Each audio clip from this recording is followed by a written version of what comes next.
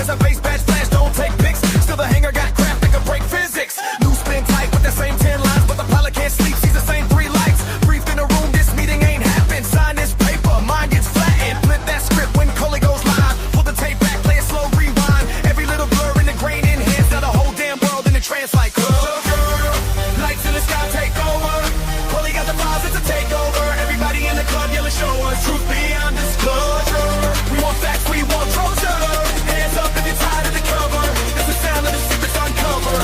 Let's go. Yeah, I know what I saw, don't gaslight me. Whole block froze when it slid low key. Silent silver hanging over my street. Then it shot straight up like it skipped through beats. Grandma told tales, but they called her wild. Same marks on her arms since she was a child. Same humming in her bones when the sky turns green. Same tall visitors stepping into her dreams. Feeling fantastic. Pages blacked out to the truth leak loud from a single shout. Cold case photo, same bright sphere. Different decade, still the same damn fear. You can scrub that feed, you can spin that feed, but the pattern stay sharp like a laser beam. Coley in the booth and receipts that proof. Whole crowd chant when he hits that truth light. Hands up if you see strange lines. Hands up if you heard them lies. Hands up if you're done with classify. Now scream if you want that file.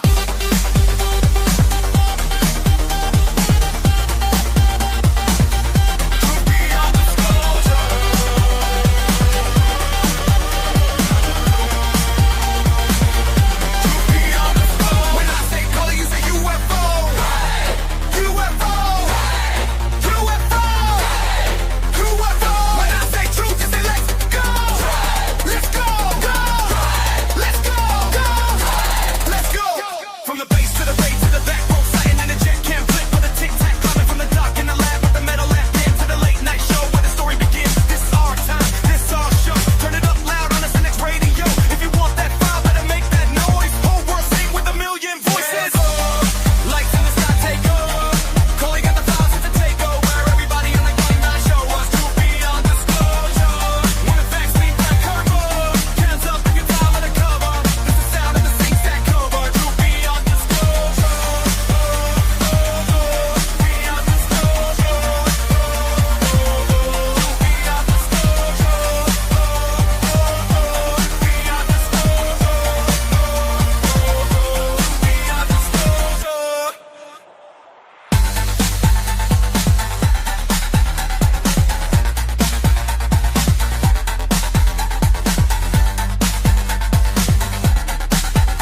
Look, I'm here now.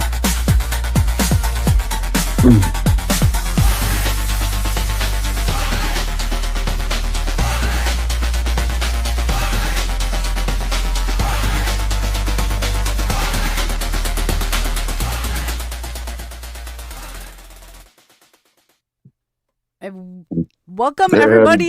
everybody. Yes, we got it working. StreamYard has made some updates this weekend. As you guys know, it's been a little bit of a nightmare.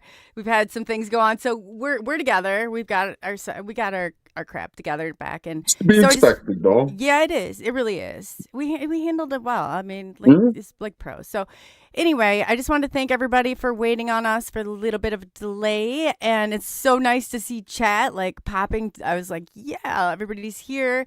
That's so awesome. So I want to just like give a shout, Gary, I got those pictures. That's amazing. That's gonna be awesome. We got Paranormal Paul coming on Friday, so that's gonna be a lot of fun. 8 p.m. Central Standard Time. Yeah, but I got those. Kitty Catty Whack. Hey, girl. And thank you so much. I saw the super cat come in, so we really appreciate that. Chiru Sounds. Nice to see you. Lori. Oh, my gosh. Welcome. And let's see here. I have like this, even it's like shrunk my StreamYard so I can see like 3 or 4 of the messages where you can usually see like whatever. Yes, and thank you so much, Kitty Catty Whack, again. Thank you so much. We just greatly appreciate it.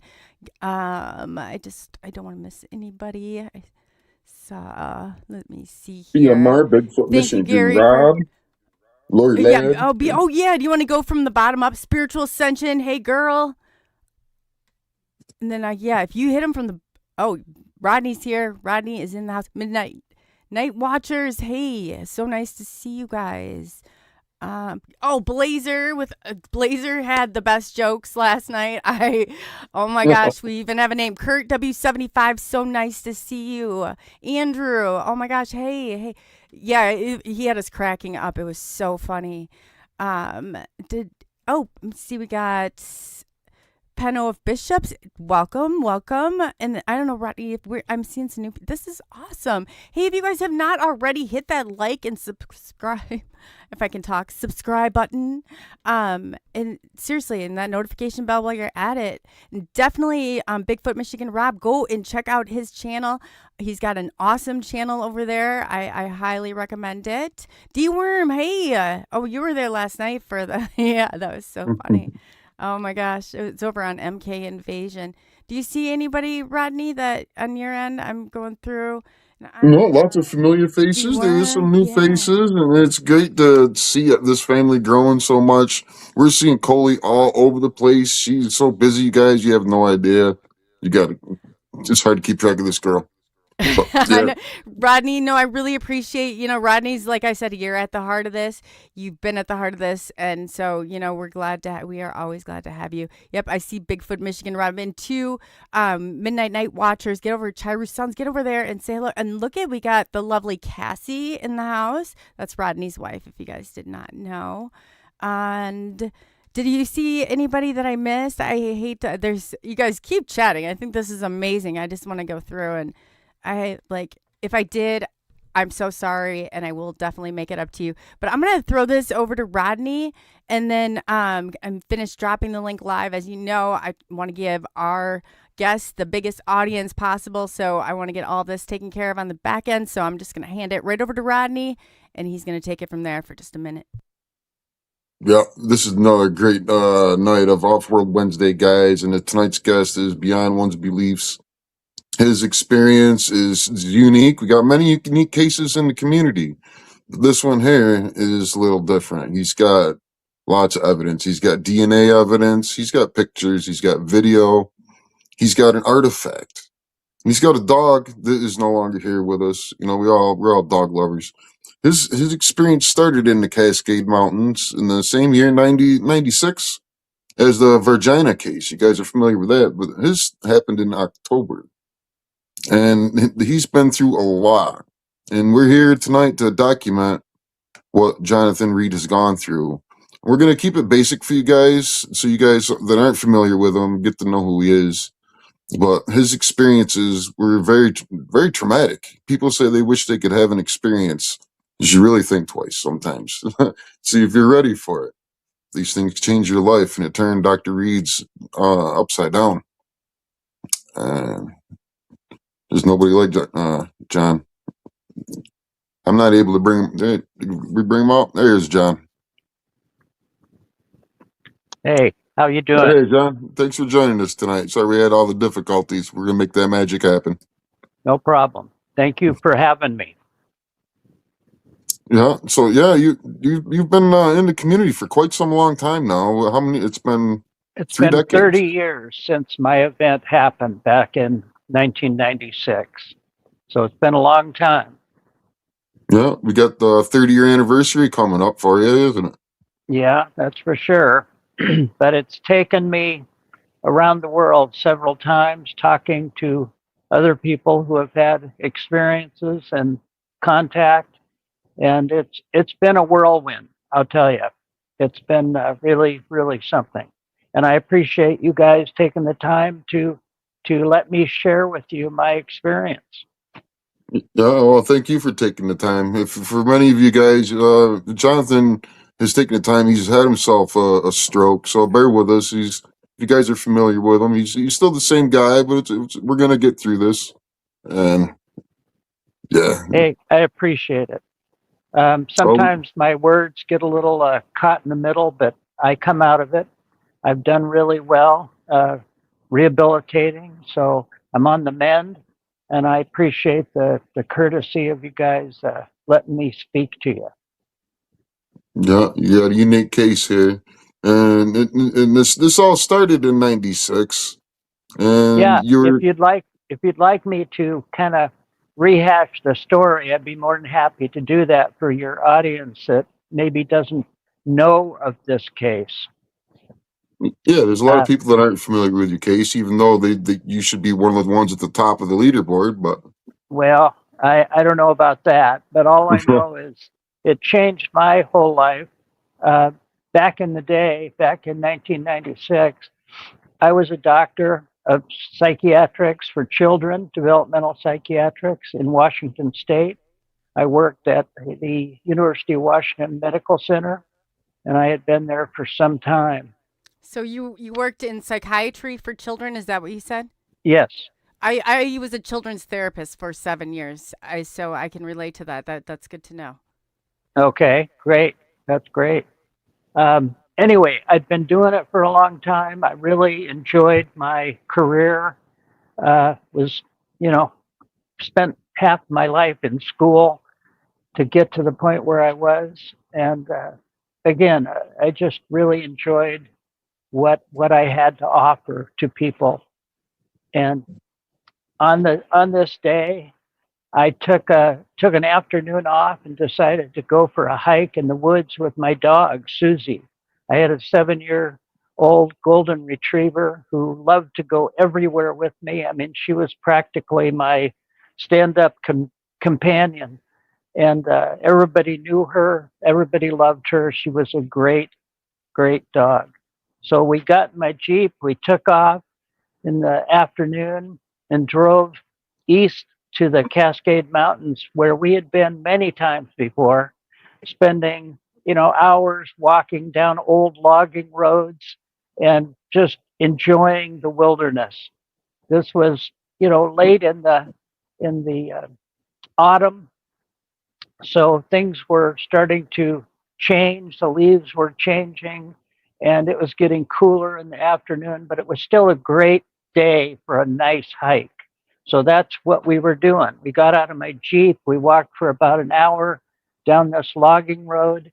And from time to time, Suzy would take off and run off the leash freely in the woods and chase raccoons and squirrels and, just doing dog stuff. And, they have so much fun when they're not cooped up. And she was enjoying nature. And she'd bark a few times, then she'd come running back, and she was a good girl. This time, she started barking and ran off to where I couldn't see her. I really couldn't visually see her, but I could hear her barking, which wasn't unusual. But all of a sudden, the barking changed. It became more of a defensive barking. And if you've ever had a dog, you learn to understand their language and their Yeah. tone. You can pick up on their energy. Yeah, you can tell your dog was more aggressive and it was Absolutely. And defensive. all Yeah. of a sudden, she was barking very aggressively, and to the point where I could hear her starting to yelp like something was aggressively trying to get after her. So I dropped my pack. I picked up a large baseball bat sized branch that happened to be laying on the ground in case I had to detangle her.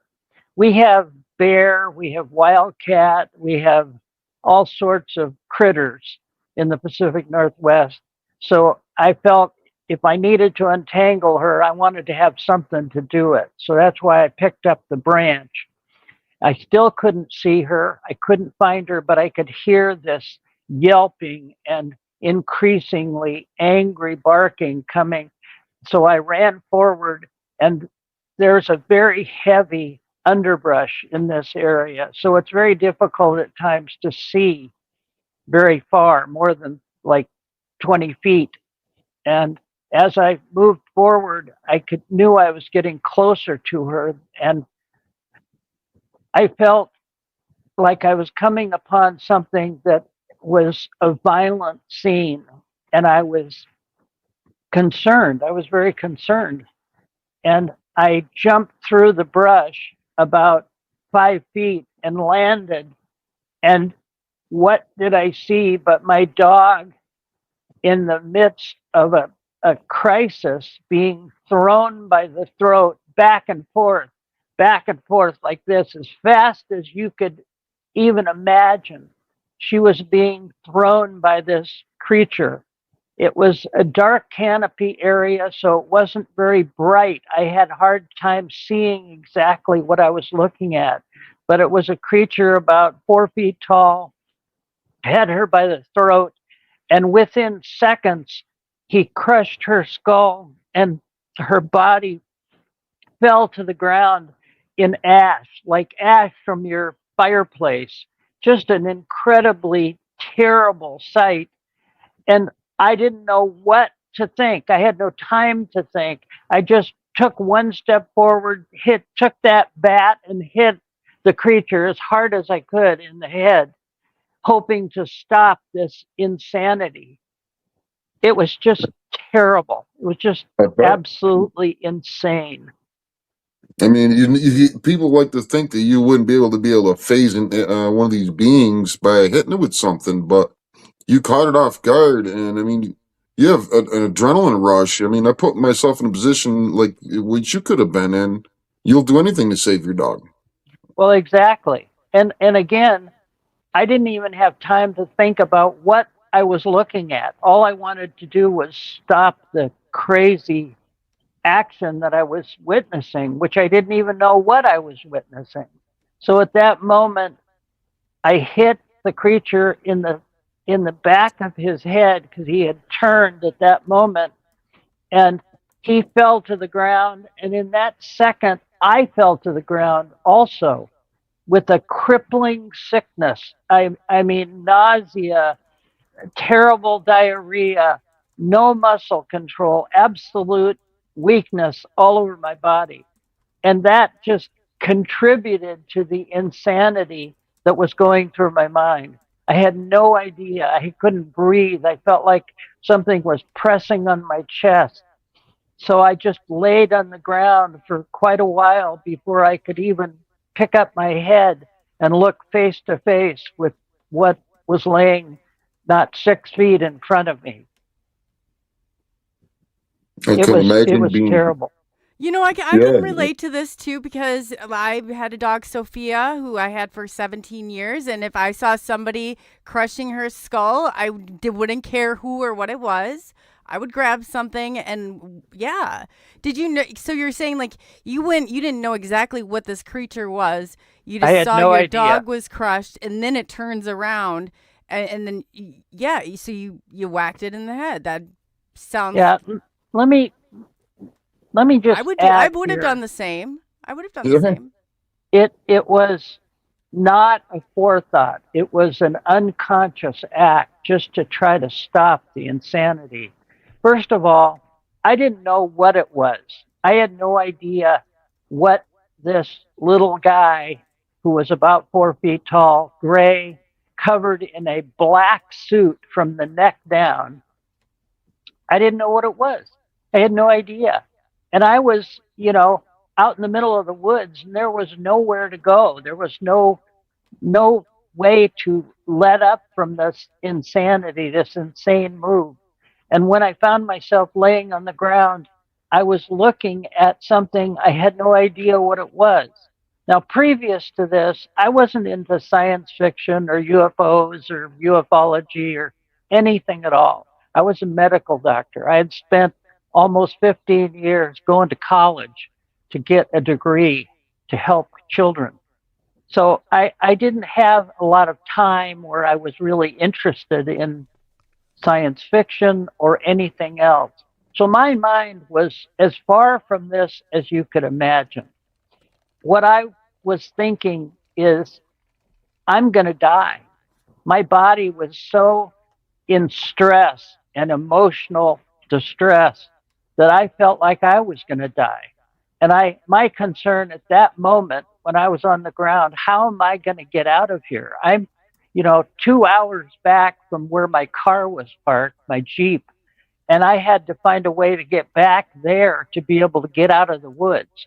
It was now about 2:50 in the afternoon, and it gets dark in the forest early, especially at that time of the year. So my mind was reeling about trying to find some logic, some reason to understand what was happening, which I couldn't find any. So So that How long did you sit there before you decided, what Well, you were going to do? before I could actually get up was at least a half hour to 45 minutes. My muscles and my legs and my arms and my body just wouldn't work. It was like I had been stepped on, and and and I couldn't breathe. I was panting and gasping for breath like I couldn't get any air. So all this going on at once led me to believe something terrible happened to me as well as the creature that I hit with this bat. And I couldn't put it together. My mind wouldn't come up with a scenario that worked for me.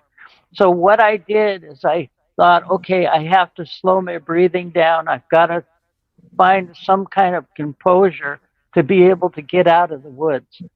And so I went through the process thinking about slowing down my breathing and sitting up. And I knew I had some water in my backpack, which was about 10 feet away. So if I could crawl back there, that would give me some water to relax and try to slow down my breathing. I crawled up to where my backpack was. I opened my pack. I had a day pack with just some dog food, a thermal blanket, no tools to speak of, and a canteen of water. So, and I had some cameras with me because I took pictures of nature and critters and all that kind of stuff as kind of an amateur photographer. But Yeah, and at that time, now a lot of people, cell phones were available, but I mean, even if you did, the signal well, wouldn't work. they Right? didn't have cameras in them in those days. You Right. know, in 1996, that was before the day of everybody having a camera. But when I took the cameras out of my backpack to get to my water, I thought, my camera, I know how to work my camera. That makes sense. That makes logical sense to me and gave me some solace of knowing what I was looking at instead of my mind just reeling off the end and not knowing what to do. So I drank some water. I tried to calm down, and I thought, okay, I'm going to take some pictures of this on the ground, and maybe nothing will come out. Maybe none of this is real. I didn't know. My mind could not formulate an absolute opinion. So I started taking pictures. I had a little video camera with me.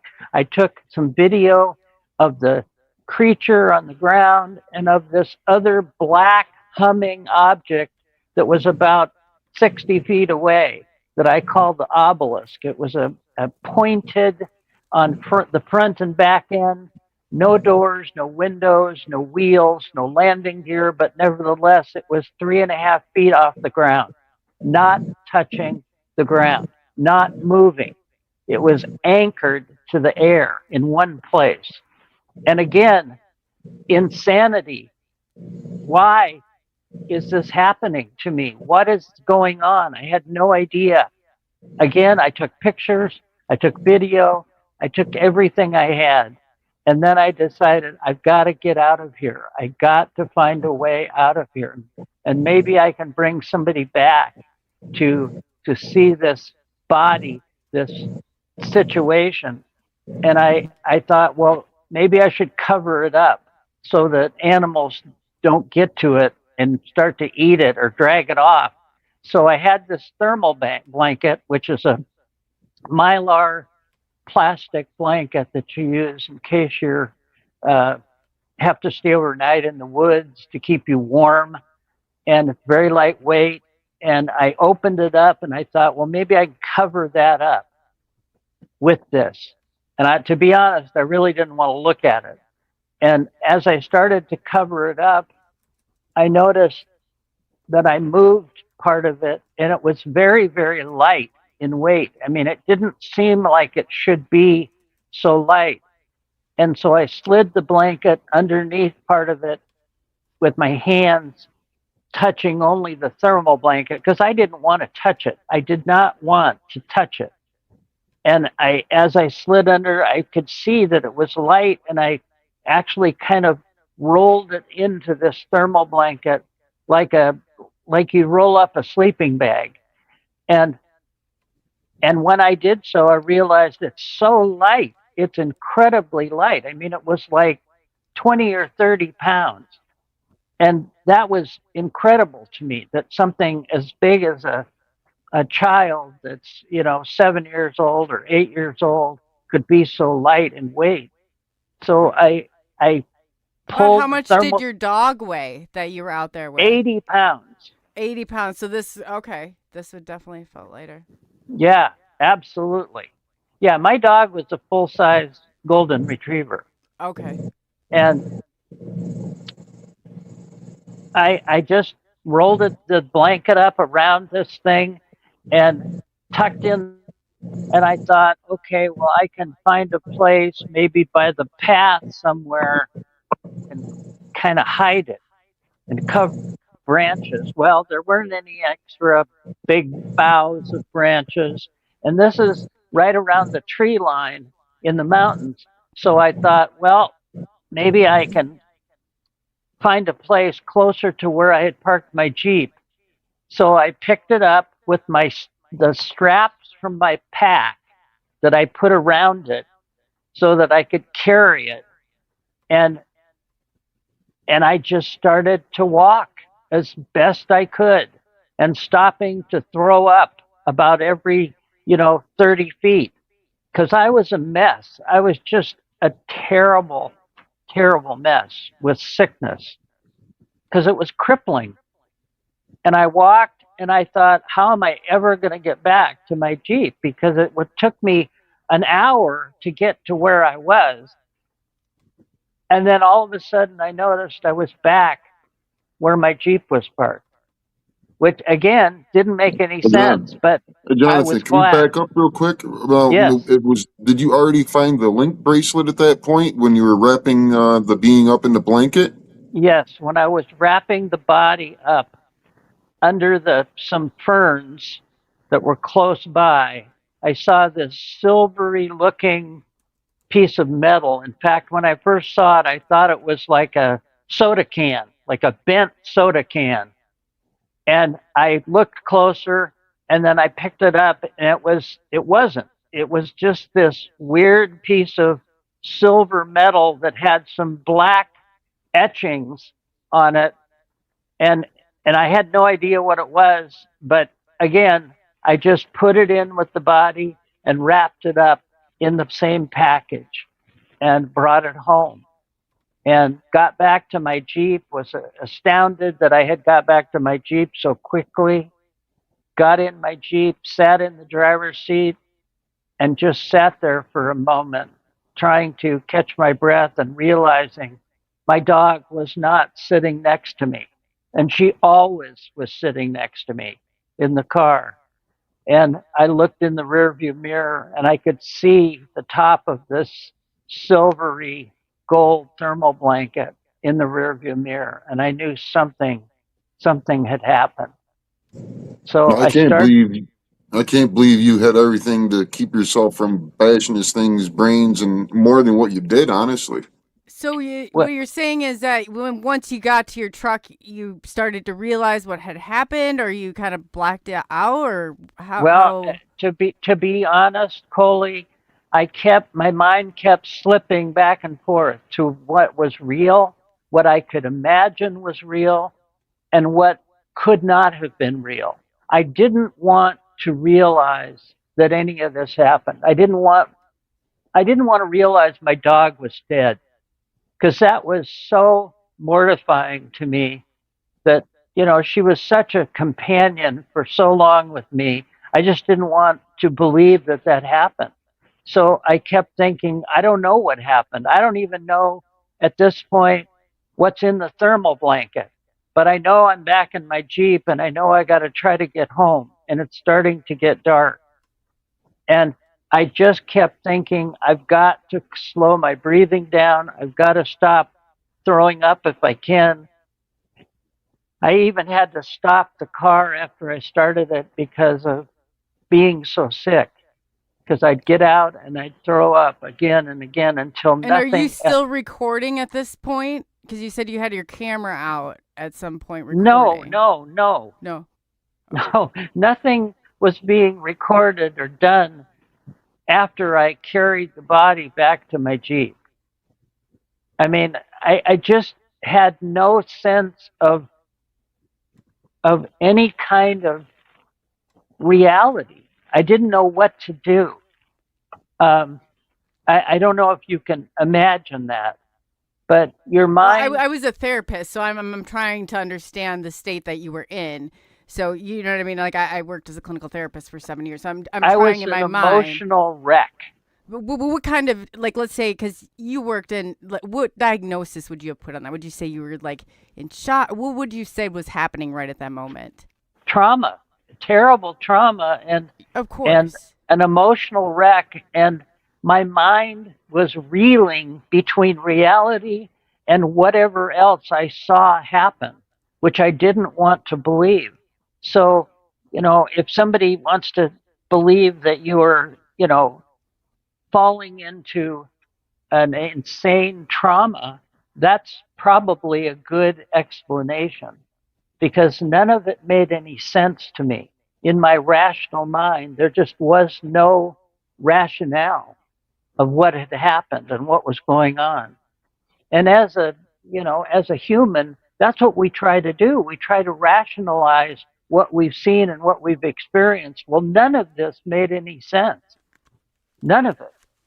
Plus, on top of that, I was physically ill. I mean, I was throwing up. I had exploded my bowels, and all my muscle control was gone in my bowels. So I was an absolute mess.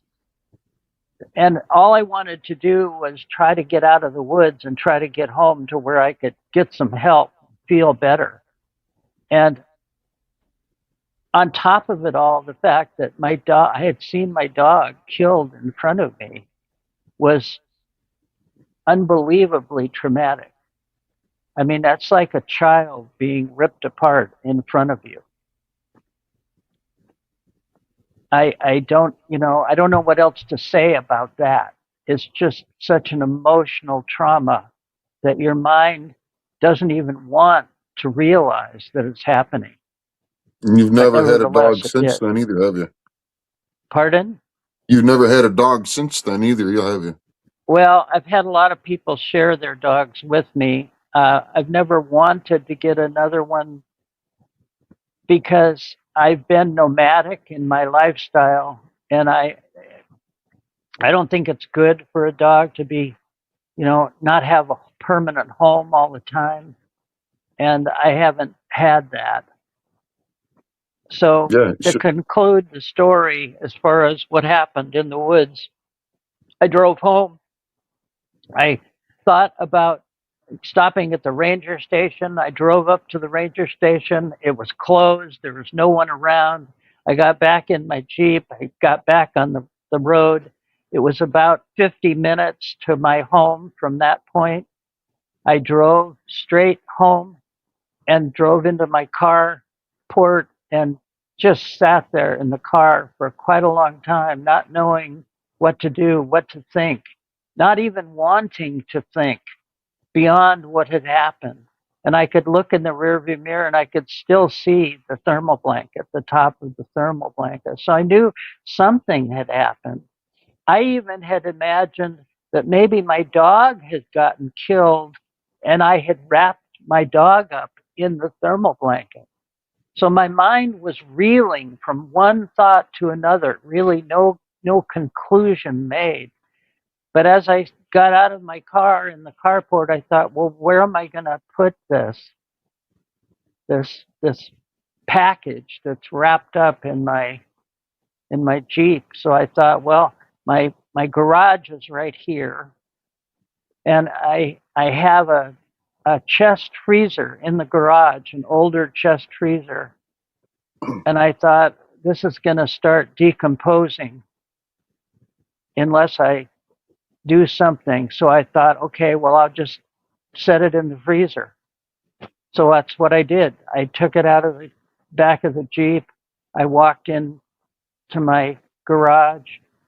opened the freezer, took out the basket of a few frozen vegetables, and set the entire thermal blanket package in the freezer and closed the door.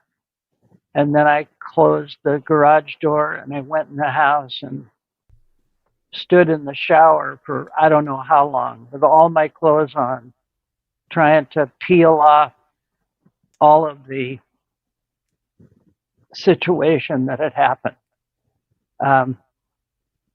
It was a mess. It was a mess.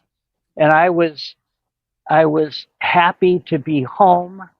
I had stopped panting and breathing so hard, so I felt better, but I still didn't know really what to think, what to do. And so at that point I was home and I decided I would call my girlfriend. I called her. She wasn't home. I left her a message. This was in the days of the answering machine. I called my best friend. Same thing. He wasn't home. I left him a message. I told him, I said, Suzy's dead and I need help. Help me. And I left that message. And after a while, he called me back and he came over. So Your that's, best friend that was? say again? That was your best friend you're talking about who responded, and then he came over? Yes, that was Gary, my best friend, a guy that I'd known from high school days, for 20 some years, 25 years. Yeah, and And how do you break the ice when he comes over to exactly what happened? I mean, it wasn't that easy just Yeah, to. you've got a body in your freezer now. well, You know? I at the beginning I didn't tell him that. What I told him Yeah. was I just said, need ya. I'm It's really like one of those sick. calls. Suzy is dead. Suzy was killed in the forest. Um, this is kind of what happened. And of course, he didn't believe me. And I don't blame him. I wouldn't have either. And he said, well, we got to get you some help. And I said, damn it, you don't realize what's happened. You don't realize the insanity that's gone on. And he says, well, I'm here to listen. And I said, okay, I have a videotape. I'll show you the videotape. And he says, a videotape? And I said, yeah, of the woods, of what happened and what I was involved with. So I showed him the videotape. And as he watched the videotape on my television, his face got whiter and whiter, and he was more in shock from watching that. And afterwards, he said, where did this happen? How did this happen? What were you doing? And I said, this is what happened, just what I told you. This all happened, this insanity. And he says, well, I find it hard to believe. I said, well, come with me to the garage. Come with me. I'll show you what's in my freezer. And I did. I showed him. And he was out of his mind once he saw what I took Did he out of the jump? freezer. I laid on the floor and I opened the thermal blanket and showed him this body. And we wrapped it up. I put it back in the freezer. We walked back in the house, not saying a word to either one of us, got down, sat on my couch for I don't know how long without saying a word. And Yeah, that's he a lot to said, process. So why would you describe that and not the dog? Or when you saw the dog, is the dog still back at the location then? the dog was gone. The dog was killed and turned into ash, like Oh, it from your turns into ashes. fireplace. But well, you said when you were looking back in the rearview mirror, you saw silver. That's why I was not sure what you were talking about. I apologized. It's okay. It's difficult to understand. What I said was, I looked in the rearview mirror and I saw the thermal blanket, and I wondered if my dog was there, if I had transposed this whole idea, if it If you was my created, dog instead of this alien's body. My Yeah, mind would not let me conceive that correctly. yeah.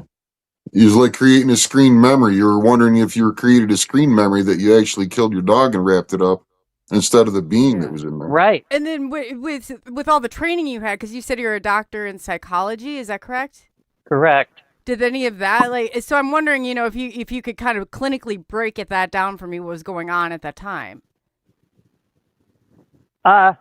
What I tried to explain is that in the midst of all of this happening and me getting violently ill, my mind No. I mean, wasn't like you're stating like you show your friend, you're like, I've got this thing, it's in the freezer, and you're still like you're in despair. Is correct? and I'm still sick, Okay.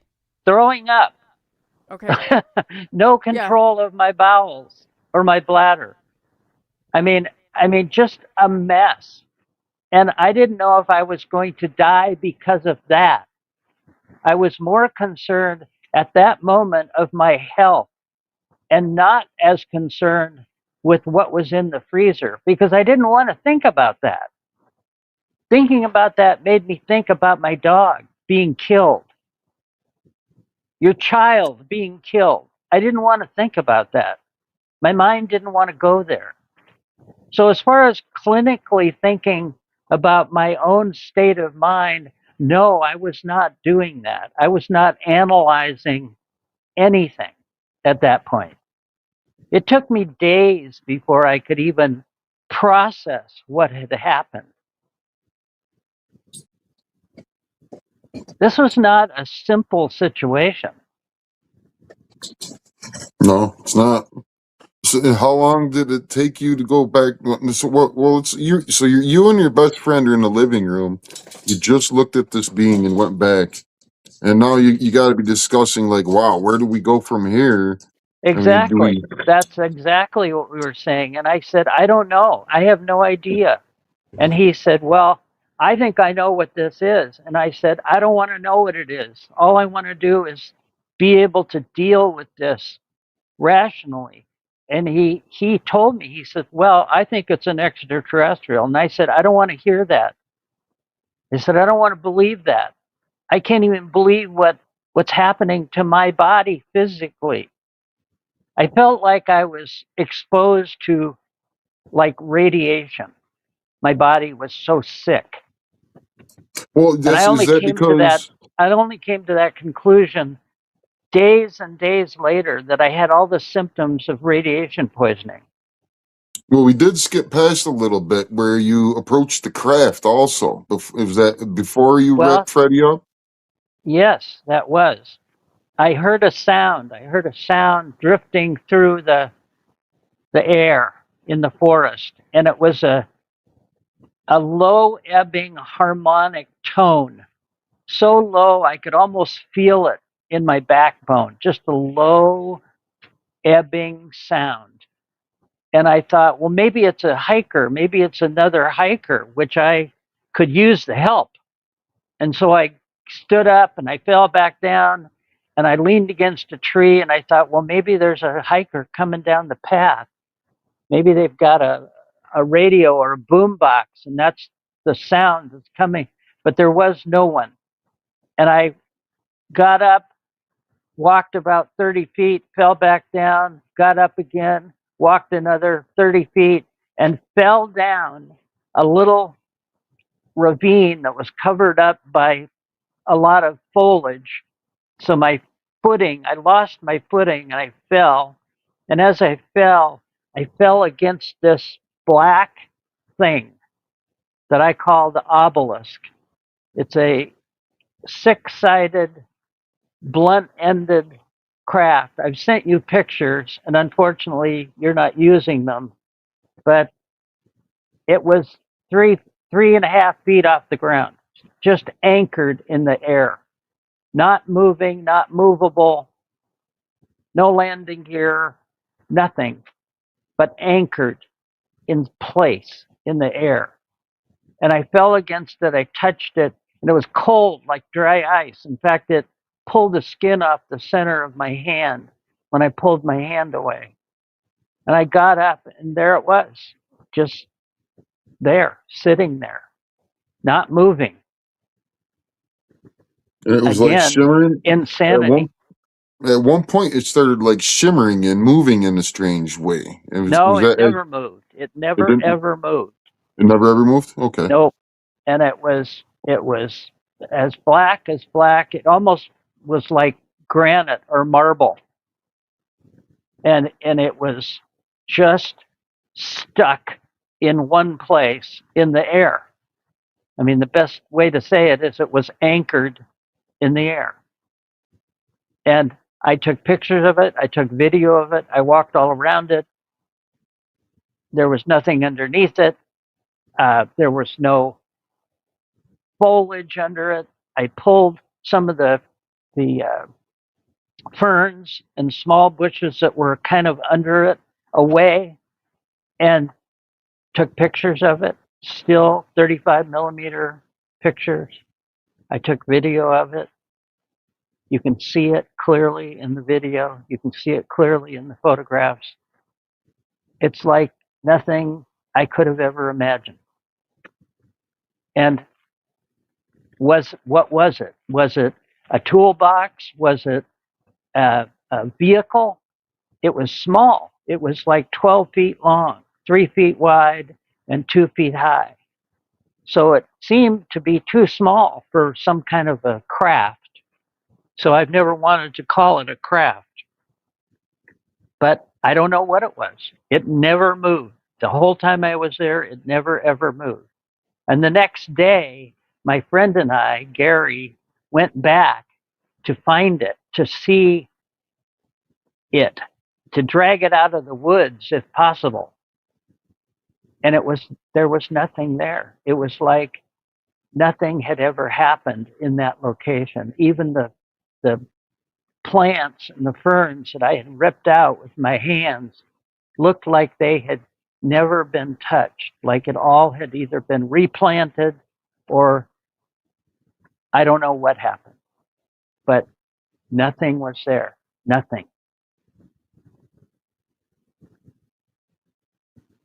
So again, I'm left with a situation that I can't rationalize. I can't realize. I don't know what this was.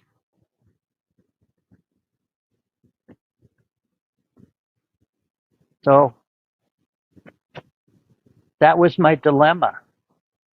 I had no resources to go to figure out what this was. And to understand what had happened, because none of it made any sense to me. Are you there, Rodney? Hello? Well, I guess I'm off the air. I guess I'm talking to no one. I'm muted. I did not realize I was muted. I was muted from before. I apologize. Rodney he's froze right now. It's just going to take him a minute to get back on, so we're just going to continue if that's okay. Okay, Coley, I can barely hear you. You can barely hear me? Yes. Let's see. The audience can you guys tell me if my audio level is low? Is it still Blazer or nobody can hear it? Because I'm showing that I have audio on my end. Is it okay now? No, still, it's like 20%. Is everybody's saying that it's good, and I'm showing that all the bars are good. So if you want, okay. We could. Okay, it's okay now. Before it was, I did have it. Okay, you can hear me. Thank you, Cassie. Okay, yeah, everybody's saying it's good on their end. It was muted for just a second, so you were talking. I was reading the thing. So please continue. Well, where we're at is trying to understand. I was trying to understand what had happened, what was going on, and within 8 hours, I was getting phone calls from my assistant at work saying, "Hey, Jonathan, are you moving? Are you changing offices?" And I said, "No." And he says, "Well, there's a bunch of guys in here with hand trucks, and they're taking out all of our filing cabinets." And he says, "Well, there's a bunch of guys in here with you got hand trucks." Rodney's back on. Rodney, are Hello? Yeah, I'm back. I'm it's sorry. Yeah. echoing. Yeah, is it good now? Yeah, I just got kicked off of StreamYard, guys. I'm sorry. I had no connection on my phone, but I did on my laptop. But I we'll saw see if we your can keep it your going. message come through chat. I told him, so yeah, we're Well, good. Okay. sometimes when I'm being interviewed, there's a lot of technical difficulties, and I put it up to people who maybe don't want us to tell this story. Well, that's all right. We're gonna get this story out and we're gonna get it documented for you, Jonathan. So Well, you all I can say is, and I want people to understand something. If this didn't happen to me, if it didn't personally happen to me, if I didn't witness all of this myself and have the evidence that I've been able to secure, all the photographs, all the videotape, and a whole lot more, if I hadn't done that, I wouldn't believe this story either. So if I you want didn't you to know. document all that stuff, you probably wouldn't be here right now because they would actually been able to erase you. Like, I mean, we didn't get that far into the story yet, but Well, we haven't gotten to the point, but I'm going to say it. So okay, let's recap where we're at here. So you're saying that this thing's in your freezer, you don't know what you're gonna do with it. You go back to work the next day, or you just didn't No, want to be. I called my work. I And then didn't go back to work. Okay, so you go back and they're in your office, but that's very sensitive material. They're taking out clinical notes, or they're taking out medical. Well, they were taking records? everything. And I had not requested this. I had ordered nobody to do anything with my office or anything in it. And my assistant said, they said they're authorized. And I said, well, where's the authorization? I said, call, either the chancellor or the head of the medical unit and get somebody in there because nobody's supposed to be taking anything. No, they So can't I just hung walk in up. there and do that. That's what happened. And then an hour later, I made a call just to check something. I said, I want to get a hold of Dr. Reed in the psych department. Can you patch me through to him? And they put me on hold and came back and said, there's no Dr. Reed working in this facility. Who said that? Did you recognize the The person? person on the other end of the phone. Yeah, but was that somebody that answers the phone there? That No, you this would was normally just talk somebody to? that normally wouldn't have been answering the phone, that did not identify themselves. So I so they was removed, being technically erased. and they didn't just remove your credentials from your place of work either. They went to your bank and removed everything from there from you. They destroyed my life. Yeah. I mean, they took my bank account. They took all of my credentials, all of my accreditation from 3 different universities was gone, was absolutely gone. There was no verification of my employment, was gone. Okay, All right, who has the ability to do that, to erase that kind of stuff, practically overnight? Well, I mean, you can make up your own mind, but I know that the answer is government is really the only one that has the ability to do that. And I started looking for answers. I started saying, why could this be happening? What is going on? And little by little, we found What are your people. colleagues saying, Jonathan? Are they saying, "Hey," because this is a huge deal. People don't know I'm that sorry, you worked. I couldn't hear what you said. Okay, I'm saying this is what were your colleagues saying? Because I worked in a private practice, right? And if they came in and they touched those records, because our job was to protect those records with our lives. Nobody could get unless a state officer came in with a badge. No, what are your colleagues saying to this then? Well, after I had a chance to talk with some of them independently, they said that some of the men that came in there showed official documentation from the government saying that I was a threat to the hospital and to the administration and that I was under investigation. They wouldn't give out any other information other than they said that they were confiscating all material that I was connected with. They signed off on this material, and the police department was with them. So they took all your clinical files and they took all of that They stuff took out? everything. They took even paper from the trash bin.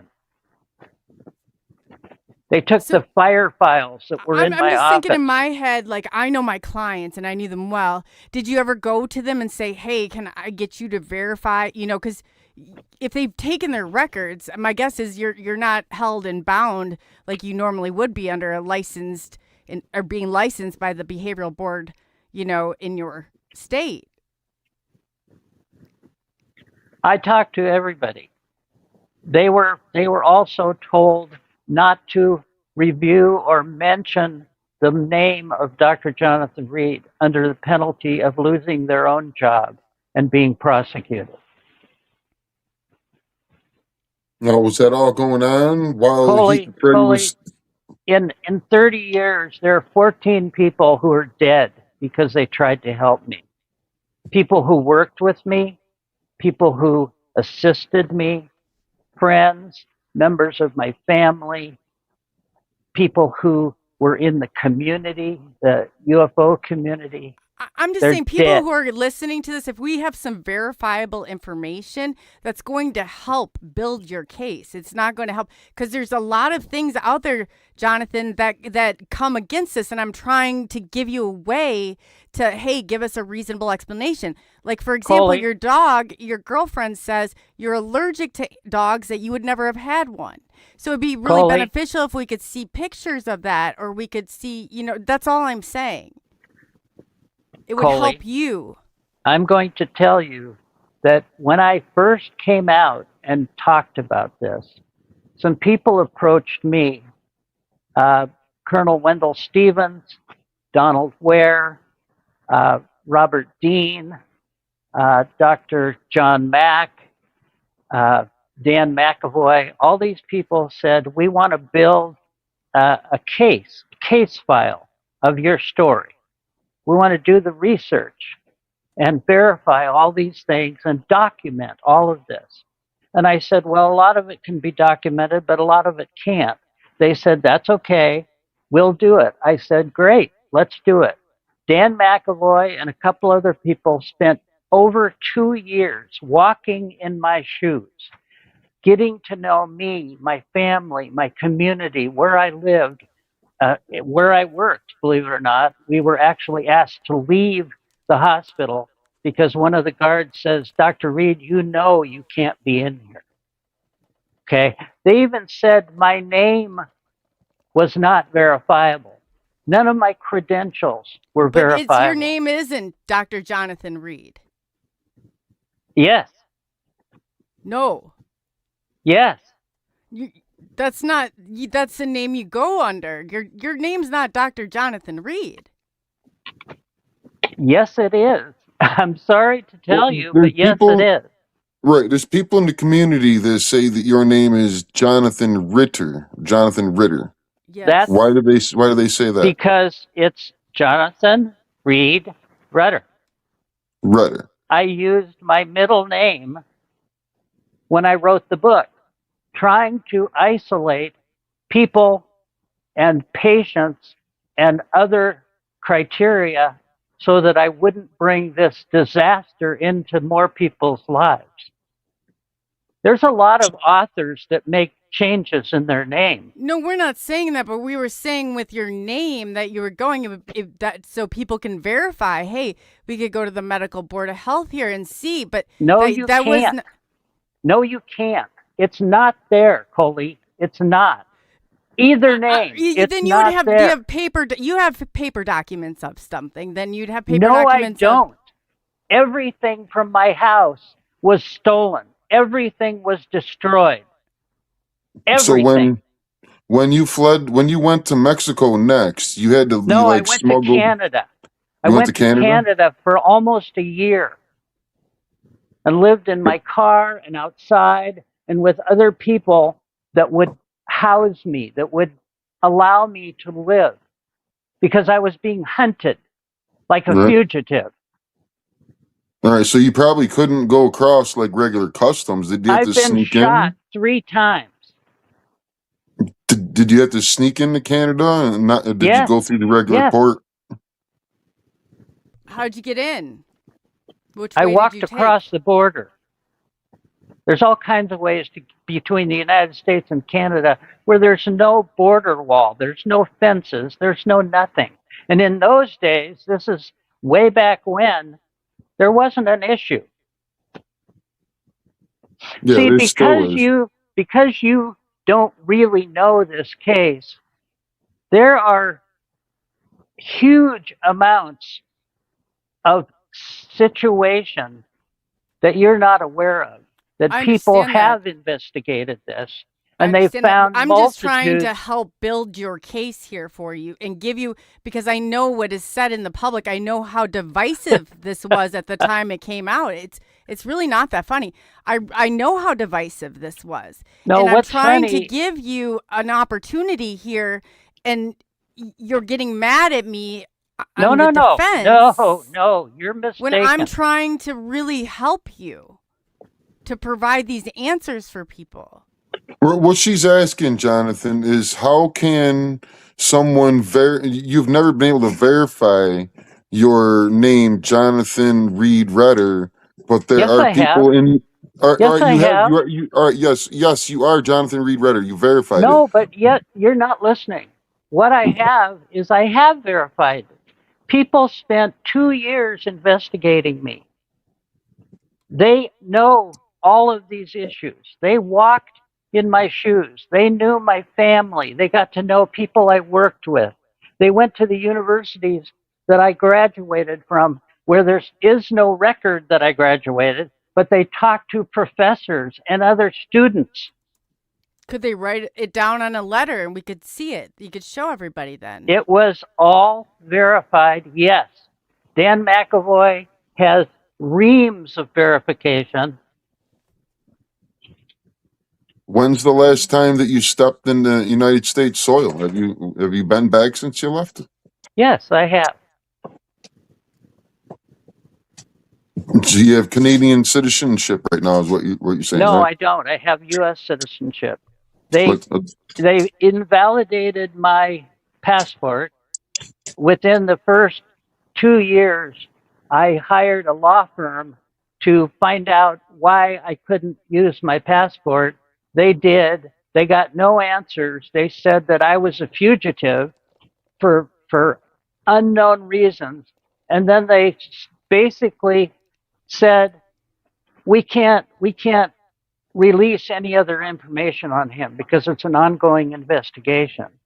Well, the law firm sent a letter back to the government saying, if you don't release his passport, we're going to publish in the newspapers of all of the United States' largest cities that the reason you won't give him his passport is because he found an extraterrestrial in the woods of Washington State.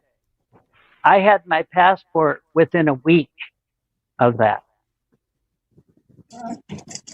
So the United States didn't want to recognize that you even existed, but Canada is what you're saying would give you citizenship. Well, it is No, what I'm confusing. saying is they didn't want the difficulty of verifying why they took my passport. So they gave it back. They didn't want to be further investigated.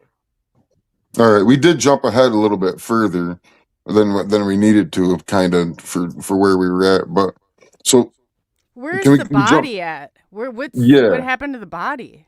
On the 9th day, after I had seen my house being torn apart and ransacked, I went back a few hours later and they had destroyed my house. They had taken everything in my house of value, pictures, folders, papers, all kinds of documentation. They ripped apart the furniture, piled it in the middle of the floor, and punched holes in the floor, the ceiling, and the walls, looking for something, probing for something.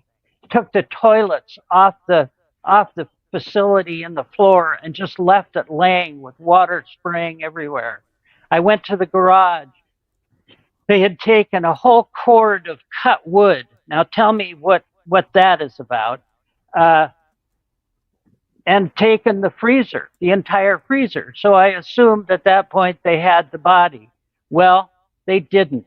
What I saw on the floor was wet, small footprints walking right to the wall, not to the door, not to the window, but right through the wall. So I assumed maybe he got away. Well, a month later, he appeared. And what you haven't heard is 3 days after I brought him home, he reanimated. He was not dead. He was unconscious, playing possum, healing, whatever you want to assume, but he was not dead. And he reanimated and literally materialized in front of me in the house. And he's been doing this for the last 30 years. He's been a constant companion at least once or twice a month, minimally. Right now? Other people have seen him. Other people have witnessed these situations. This is not just me telling this story. He comes still twice a month? Is that what you're saying? Yeah, he comes twice a month. I'm sorry if I sound frustrated. No. I'm trying to understand. This is all new now. How does he get there? Oh, he took an Uber, Coley. Yeah, I figured he probably jumped in an Uber and reanimated. Yeah, how does he get there? How does he get there? How does he get there? You tell me. I don't know. How do you tell? How do you if explain? Somebody asked me these questions. How do you explain I would something just materialized I wouldn't be upset. in the corner of your room? But that's what I'm asking. How did he get there if he materialized? Because my understanding was at the 8th day or 9th day, it didn't rise again. But you know what I mean? Like, I thought, Rodney, did you know? I didn't know. I'm trying to understand this, Jonathan. Yes, Rodney knew. Yeah, this is a little bit new for Coley. She's not familiar with your case completely, Jonathan. But yeah, after the 9th day is when he opened the freezer, right? And this thing sat up. No, right? that was the 3rd day. When he sat up? From the day I brought the body home, I assumed it was dead. It wasn't breathing. It wasn't moving. I had taken the body in and out of the freezer several times a day to show it to different colleagues, different people, my family, put it back in the freezer. It was not moving. On the 3rd day, I was going out to the garage where the body was in the freezer, and I was going to put away a table and some lights I had set up because another person was going to come over to see it, to basically take a look. This person called at the last moment, said, "I'm not coming. I don't think you should be doing this." I had a totally different attitude than he'd ever had with me. So something had happened. So I went out to the garage, put because the lights said and that you had done an autopsy on it. Let me finish. I went to the garage, put the lights and the table away, and I heard a rubbing or a scratching sound that was coming from like underneath the freezer. And I thought, oh, it's an older freezer. The compressor's probably going out, and I'm going to have to find another place to put this. So that was my thought. I walked over to the freezer. I opened the top to check the thermometer that's on the inside of the door to tell you how cold it is, to tell you if the freezer is functioning. And when I did so, this little creature sat up out of the end of the thermal blanket and started screaming at me with such intensity that it physically pushed me across the garage. It was a defensive move. It was insane. It was loud, forceful. I just left the freezer open. I ran out of there, went in the house, closed the door, and was scared to death. I had no idea. I figured this thing's going to kill me now, since I tried to kill it.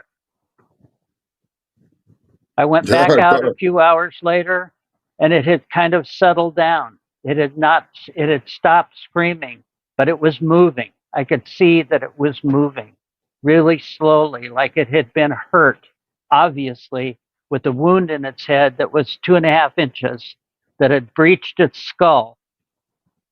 I assumed it had bled out. I assumed that it was dead, but it wasn't. It was moving and looking at me with these huge eyes. Now, is that when you brought it out? Like when she That said autopsy, is that when, no, before or after that point is when you brought it out and started examining it on a table? the second day after I brought the body home, Gary and I took the video camera and I opened it, laid it on the floor, opened the thermal blanket, looked at its eyes, its arms, legs, the wound in its head, the way the wound was cut into its head. I moved it. I opened its eyes, its eyelids, opened its mouth. It definitely didn't seem alive to me at that point. We videotaped all of that. And later on, you went back. Well, you took DNA samples from it at that point too, and sent it to I took Washington blood and University. tissue samples from the wound in its head, which I had taken to the University of Washington pathology, the head pathologist, who is somebody I knew. I said, I'd like to have a chromosome test done on this. And he said, okay, I'll tell you whatever I find. So these are the same people that took all your documents. So they're Say okay. again? They're I can't okay. hear you. It's convenient. No, the people just that he can't gave hear it you. to, the people that he gave the samples to were people at Washington University. Wasn't the same people that came to his house and invaded his space. No. No, it's Correct. at the same hospital though, right? Yes. He worked No. at. Well, Yes. Was The it a hospital? The DNA samples were done and performed by a guy named Dr. Roger Haggett. And he was the head of the pathology department at the University of Washington Medical Center. Somebody I had known for years. Somebody I had had lunch with in the cafeteria. Okay? I told him nothing other than I want to know the analysis of these samples. He said, fine, I'll tell you whatever I find. And about a week and a half later, he called me. He said, I need to talk to you. I went in and talked to him. And he said, where did you get this? And I said, why? And he said, because there's nothing in all of our archives that compare to this. It's some kind of a new species. And the people that took the samples, those weren't the people that invaded your house and took things out of your house. They are not. They are not. Is that what you're trying to ask, Coley? No, I'm trying to ask if they were his colleagues, like if these are colleagues that could have verified who he was and before, because I was asking Yes, if there were absolutely. people Absolutely. Well, what I need to finish the statement is Roger Haggett, Michael Wessels were two of the doctors that did the analysis. This was before we had, chromosome testing that could be done like within minutes. This took a week to do in those days. And once they had the samples done, he called me, said, I just, want to tell you that it's not anything that I can recognize. There's no specific things that I can tell you. He says, I can tell you where there's some close representation. It has 46 chromosomes like humans do, but 9 of the pair are different. They're far, far different. And they're only comparable to sea tortoise and dolphin. And he says, I want to do the tests again with the rest of the samples. I said, fine. He went back in, and about 3 days later, somebody walked into his office and shot him in the head and killed him. And then killed himself. Now imagine sending them samples to Ancestry.com. I mean, that stuff and wasn't that's around Dr. available then. Roger Haggett, you Haggett. said? Okay. Haggett. ETT. Okay. What year would this have been in? Oh, about 2000. Okay. And then people are wondering because you said that you have videos. Can we play the videos and check them out? They're on YouTube. Yeah, he does have the videos. They're all over Yeah. YouTube. They Where are. can we get one at? Because we could pull it up. And Well, maybe that's that would why help. ahead of time, Coley, I said the pictures that I had sent to you and the I don't have video. them. Really? I Rodney sent said you a he whole sent bunch of them all to pictures. you. Yeah, well, Yeah, see, I sent a bunch I of- just knew that some of them were not allowed to be seen, so I Who did said not. that? C- Who said they were not allowed to No, be no, seen? there was a certain part of this that wasn't because you have a documentary coming out, so I didn't Yeah, want to I didn't- show there anything was that I no- wasn't supposed to. Okay. That's all I'm saying. But if I can pull them up, I can gladly share the screen and I can get them off of. If you could give me a YouTube account, You can pull them up. Sure. That's why sure. I sent them to you. Yeah. Okay. Yeah. There was a lot of miscommunication getting it going. All the pictures I shared with you, you can share those. Yeah. Let me say to your audience, this case is very, very complex. It's very difficult to understand, like ABC. It's not simple. It's very can you send me convoluted. There's so many people that were involved in the initial investigation that's why we set out to make a textbook investigation by somebody who was in the UFO community, who knew how to do this, and would absolutely tell exactly what he found no matter what. And that was Dan McAvoy Sr., and he was from Delaware. And he did a great job, which that information, and he himself has gone all over talking about this case and all of the circumstances that have entailed. His house was broken into. One of his dogs was killed because of people trying to threaten him not to give out information about this case.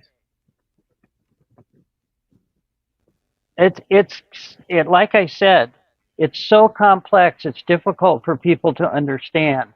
I wrote a book about it, and that book is available through Amazon. It's called Link, an Extraterrestrial Odyssey. And I and a co-writer, Robert Ray, put together a book, and we were putting together the book when I first went on Art Bell to tell what had happened to me. I had no book to sell.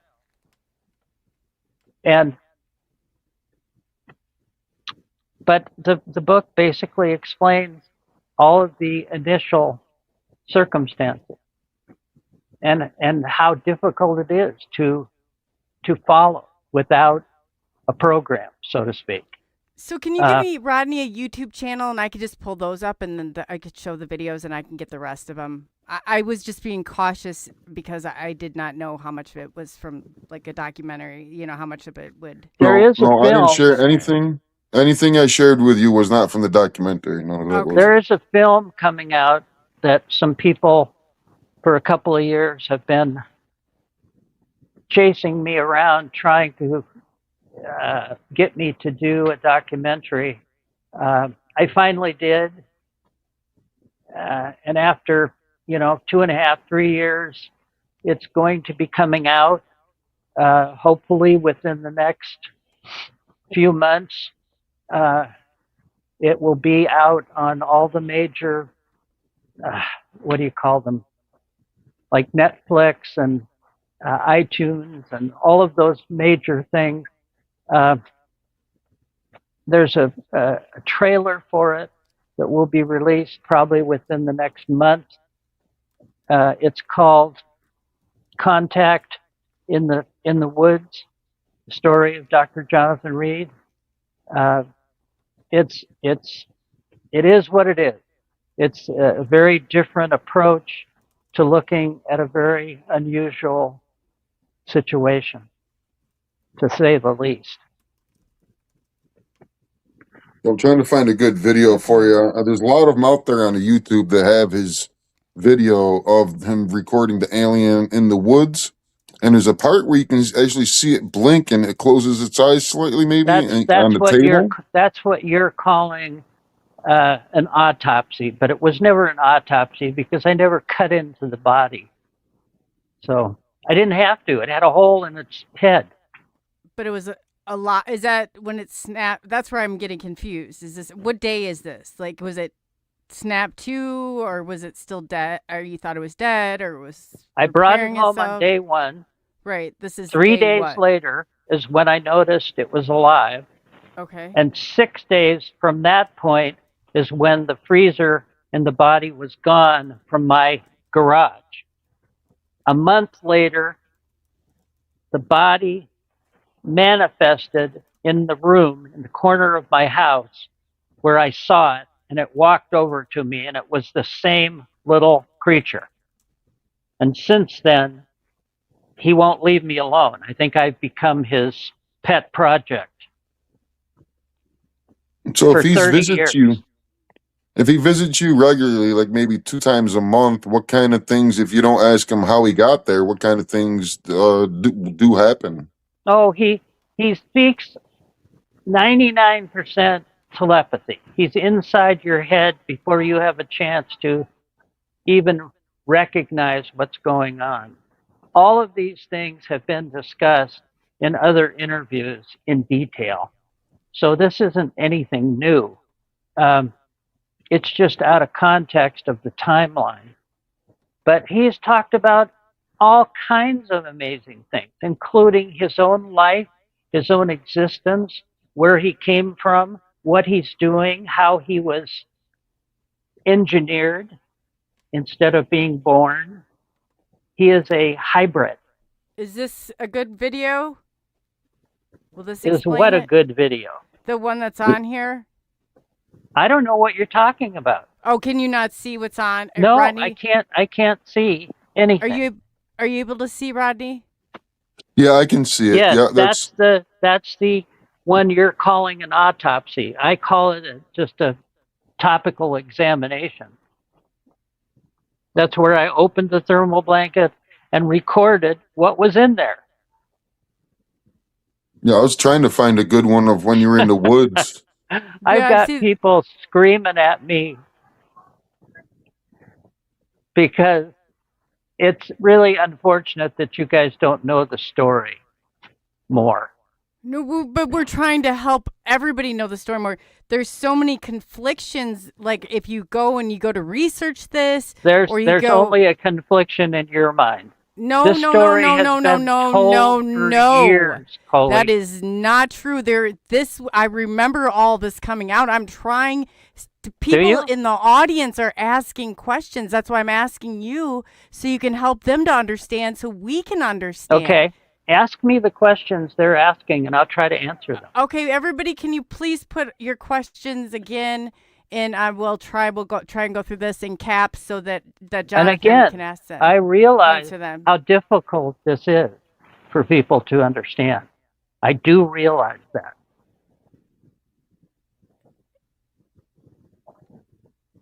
Okay, I'm gonna pull this off, and we'll just do it this way. We'll let the audience then ask the question, so you can see what I'm trying to ask. Can you Like say it again? that's my job that I'm Yeah, supposed to do. So Yeah. let's just Jonathan do it doesn't that understand. way.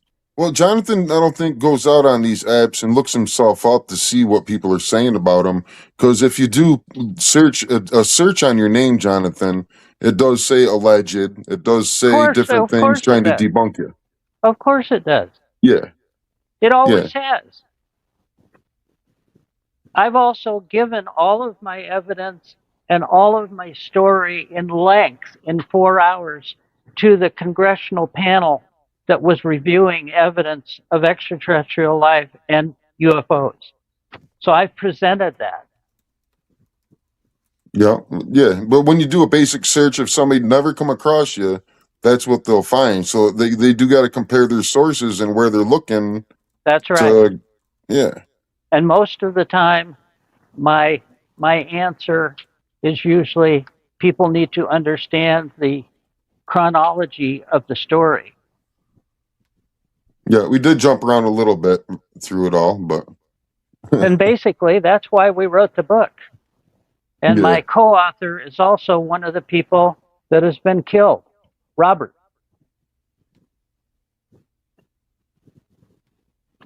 a lot of people have been affected by this. That's why, I've said before that they think it's okay to get close and learn about these things, but it's a dangerous topic, isn't it?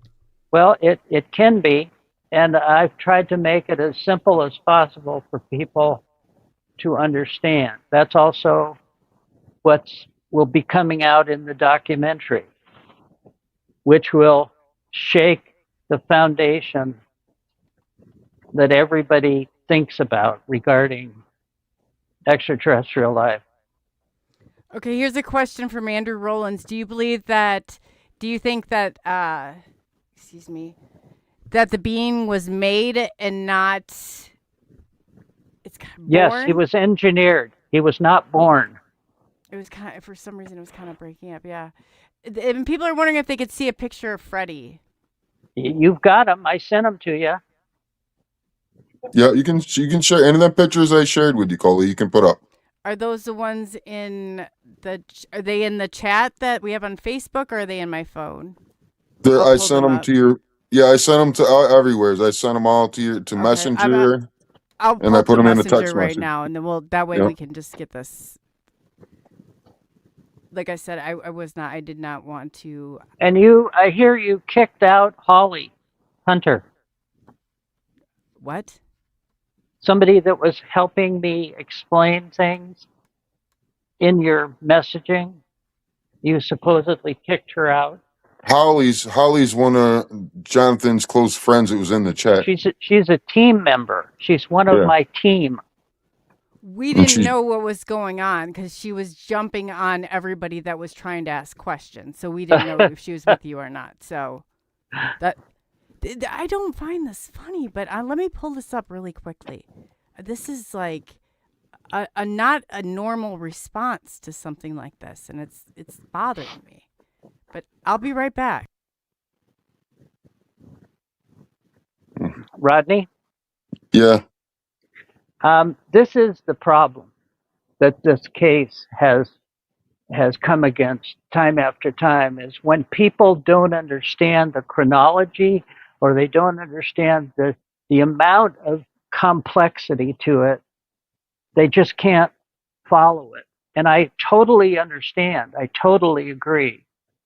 And, especially after 30 years of living with this and going around the world talking about this, talking with other people who have had contact, it is difficult. There's no pictures in the chat on Facebook, so I'm gonna go through my phone now. So Jonathan, you didn't send them to me, but I'll see if Rodney had.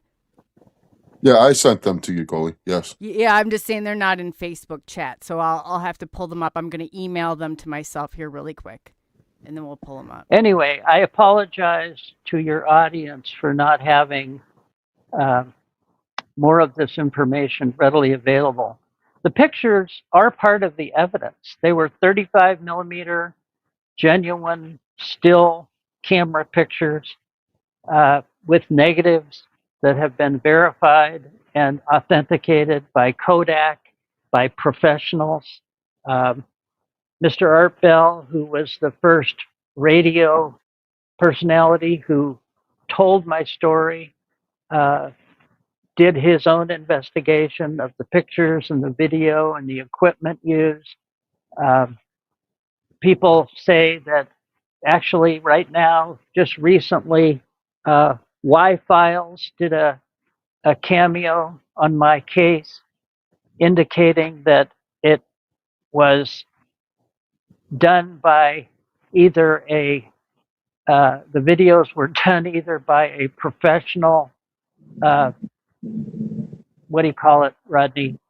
Like a Hollywood studio. Yeah. I Right, mean, right. if these photos could only, they're either real or they're done, but they're really good hoax, because you know how much time and money it would take to create something like this? A lot. Why would Jonathan Reed create something like that? I mean, how many Well, people would have to be involved in it even? I'm certainly not a special effects Right. artist. nor did I have any access to that. I'm just a normal guy taking normal pictures with my Nikon camera, 35 millimeter, non-digital. This was all prior to digital. That's another thing that people need to understand. You know, all the video and all of the photographs are non-digital. Digital didn't exist back then. It wasn't available. Yeah, if anybody wants to see any of the pictures that we're talking about, message me directly if you know how to get a hold of me, and I'll send you everything that Jonathan has shared with us. Right. And normally we would have a website, but every time we put a website up, it somehow miraculously gets taken down I'm by going to pull up government. the pictures sent, but I don't have any video was not sent. Is there, Rodney, is there a way you could, even if you didn't have camera, that you could come in with your laptop and just share a screen and pull it up? Because No, I can... if I try to, I can share the pictures on here. I'll have to leave this thing real quick. Okay, I can leave and I come can back get in the the studio. pictures if you have the video. The video is on YouTube. Okay. So it will have to be taken from there. Do you know the channel? And I can pull that right up. No, I don't. You want the video of him in the woods when he's all? I mean, you can hear his emotion. No, we want to hear about they want to see, is the video you guys want to see of the alien, right? They want to see the alien everything. in the woods. There's a video of him in the woods videotaping this Yeah. alien. Okay. And then there's the videotape of him taking after he took it out of the freezer and examined it. Yeah, they want to see both of those. I think we were talking about the one in the freezer when they were asking. Right. Where you can see the wound, you can see the hole in his head, you can see the blood and the tissue of his skull. It's all there. It is hard to find on here, Jonathan. It is. I ain't gonna lie. I can find videos where you're going back and you're showing people where it happened. I'm finding where you were on Art Bell. Well, that's good information too. If people really want to know the chronology of this whole thing, they should go back to Art Bell's archives and listen to the first few interviews, which started in 1998. I'd like them to see the one where you were in the woods. I'm trying to find a video after you first started recording, after you first hit it upside the head, because they'll hear your heavy breathing. They're going to hear you throwing up. That's the one in the forest. It's the one in the woods. Yeah, that's hard video to find. I'm not going to lie. It is. I've seen it. It was there this morning.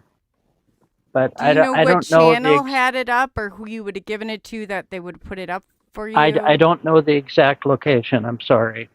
Like I said, we've had websites, but they immediately get removed. Okay, I have some of the pictures I can pull up. I just took screenshots of. Let me get those, Rodney, if you could look for those other ones. But yeah, I'll share what, and if I have to pull them individually, I'll do that. So. You see, I'm finding videos too that are showing this link bracelet as being gold, and it's not gold. There's a lot of videos that are fake out there. I'm seeing, Coley, but yeah, no, and that was a thing too, where they said that some people are saying, and I was just hoping to get clarity that that in fact was an etch, that it was painted and it was Velcroed. So I'm just wondering if there was just to help Jonathan maybe clarify some of this up. I don't know what you're talking about, Velcro. Yeah. Yeah, that's okay. I'm going to pull these pictures up really quick here. Let's see here. You want me to share this to you in a text or in Messenger? Yeah, if you could, because I can just upload it then to, I don't know, I'm trying to share the screen. I just a second here. Yeah, if you do that, Rodney, then I can, it will drop it into Google Pics and I can share it from there because that's what I'm doing right now. So, let's see, I'm going to add this up there. I sent you this one. It's when Jonathan, when you put the bracelet on it, was it in Canada? Yes. Right outside of Toronto. in a television studio. Are you guys able to see that up on stage? Because I, for whatever Yeah, reason, it was just up there. Yeah, you got okay, it up so there. I I see it. can't see the Yeah, like. it's shuffling. Well, there it is. Okay, so if I pull this right here up, is that enough for people to? Okay, so I'm just gonna pull because I can't see anything for whatever reason. It's not letting me.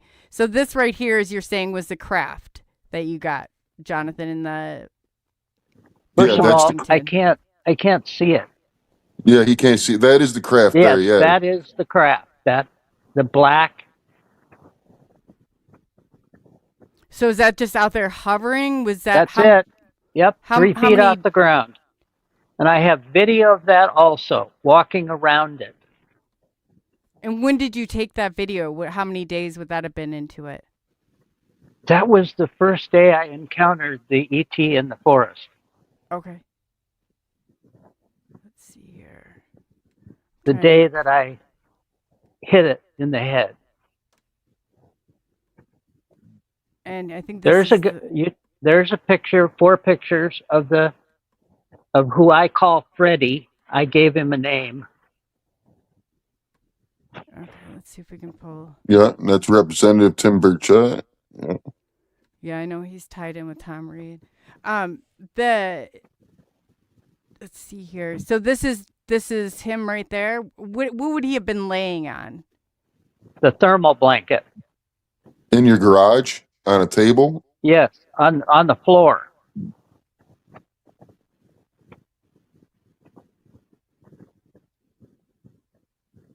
Okay, let me see if I can find. I know there was some more of. Okay, that picture there is probably one of the best, most clear pictures. I just rotated it so it would be upright. Look at the eyes, Coley. It's even got the red in the eyes, like people getting when you take a picture of them.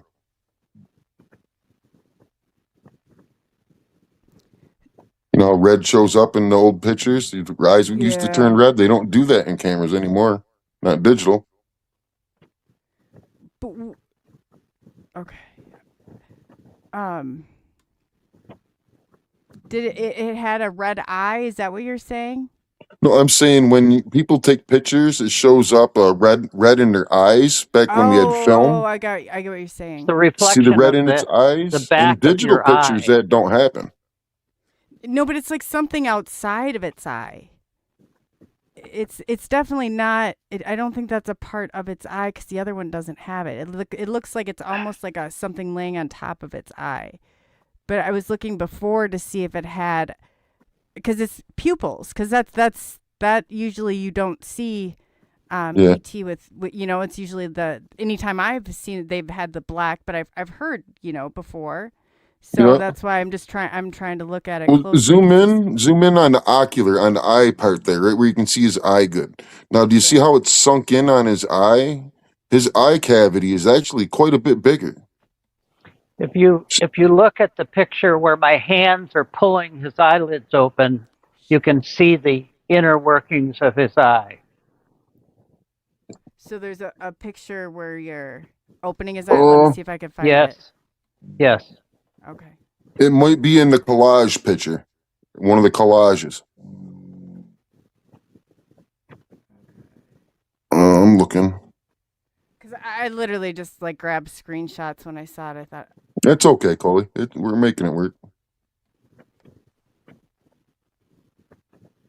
And people have always indicated that, well, there isn't a body, it's just a head. Well, in that photograph, you can see there's a whole body there.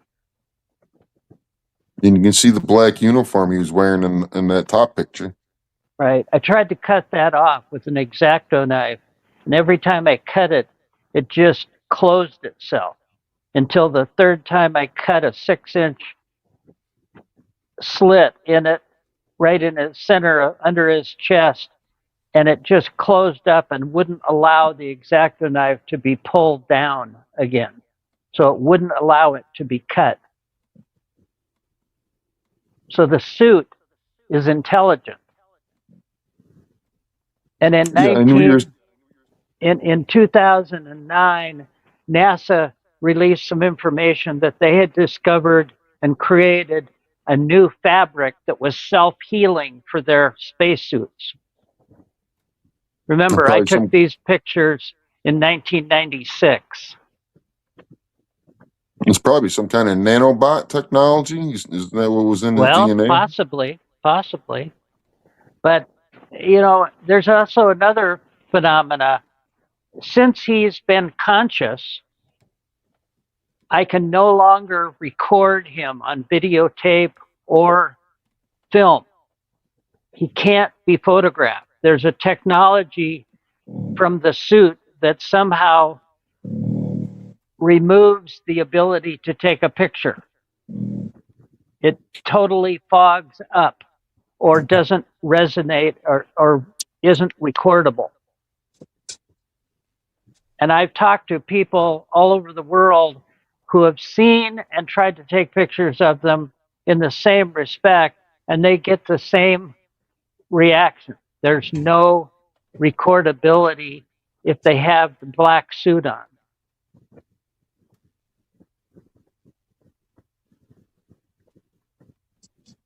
Rodney? Yeah, I'm looking for that video still. I think I found it. It's on by the Faceless Planet. It's got an interview with you.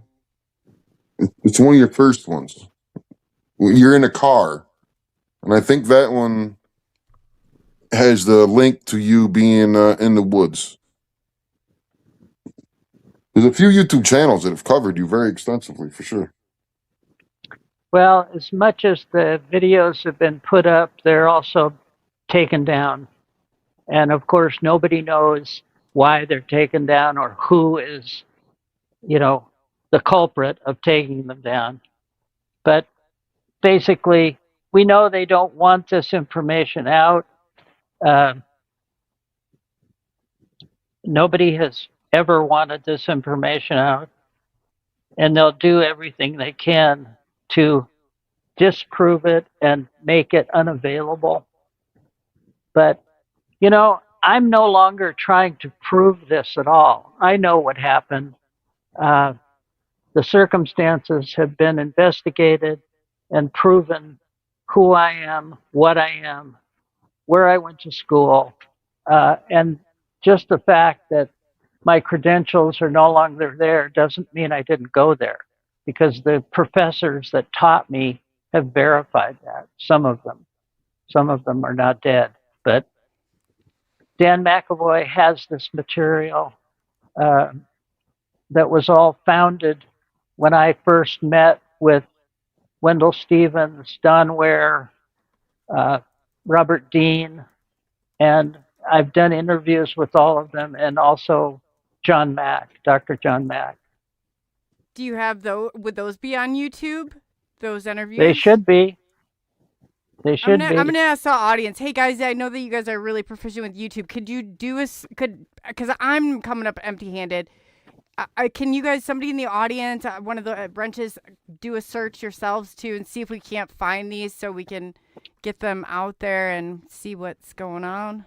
And this again is why the people wanted to make the film on my life and my situation, because it's hard to find. These things are hard to find.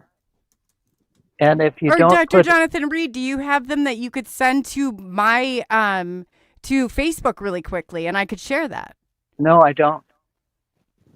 Who you said somebody took your footage from VHS tapes and put it on a digital, like a thumb drive, was it? Or? It's put on digital. I'll have to locate that. Ben Hansen? No. What was the name? I forget. Somebody helped you. Well, a lot of people have helped me. You mean Dan McAvoy? The guy that did the investigation? Rodney? The person that put the VHS footage onto digital format for you. Oh, that was another friend of a friend who did that. Does your friend that was in the chat, does she have a way to get that to us? No. Holly, that's what I was saying. Holly does it. Yeah. So now that we know Holly's not like, yeah, we could. She should be able to.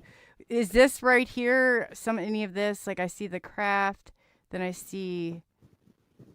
Would this be? Those are something? some of the pictures. Those are some of the video. Okay, well let's start here then.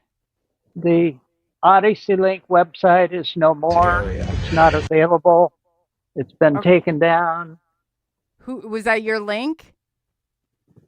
I'm sorry. We'll just watch it really He quick. could have at any time totally, physically taken me out. But he felt, I think, some empathy for my remorse, both in the loss of Suzy, which I do believe he didn't understand until he started this communication. And then he was extremely intrigued by my feelings for something else, my own love or compassion for something else. And that's what I got the feeling from Freddie, that he did not have this ability. He did not have the ability to have these kind of feelings. And he was truly embracing his moments with me because he'd never had this before. Almost like as if we would go and get drunk on something that we only had heard about and never had the opportunity to really experience. And now he had. I'm gonna fast forward because it looks like this is all documented on this channel. This is part 17. To that idea, or is that a misconception of what that experience was all about? I think it's a misunderstanding. I think the people that are hounding me are doing it in a twofold reason. Number one, they physically think I am still associated with the hardware, the artifact, and that I have the ability to immediately retrieve it, or that I still have it in my possession, which I don't. And I think at the other side of that coin, they think that the value of the information that's in my head is, in fact, tremendously valuable. I would agree that it has a tremendous value, but only if it's understood. And potentially used correctly? Exactly. Not only used, but... This one I'm wondering, there was no, but is this, where are we at now? Is this one? This says part 10. I have no idea. I have no idea what you're looking at. Yeah, he can't see it that well. I sent you one where he's putting the link bracelet actually on and disappears on stage. This is showing from a, it says Dr. Reed case. It looks like they have everything into different parts. So I'm just wondering if it looks... It's really bittersweet to come back to this area. You know, it was my home. It's where I worked. Where I ate, met my friends.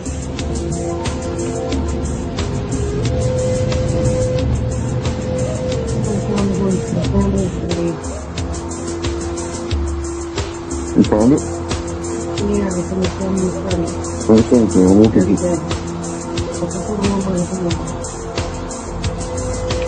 Hey, Rodney.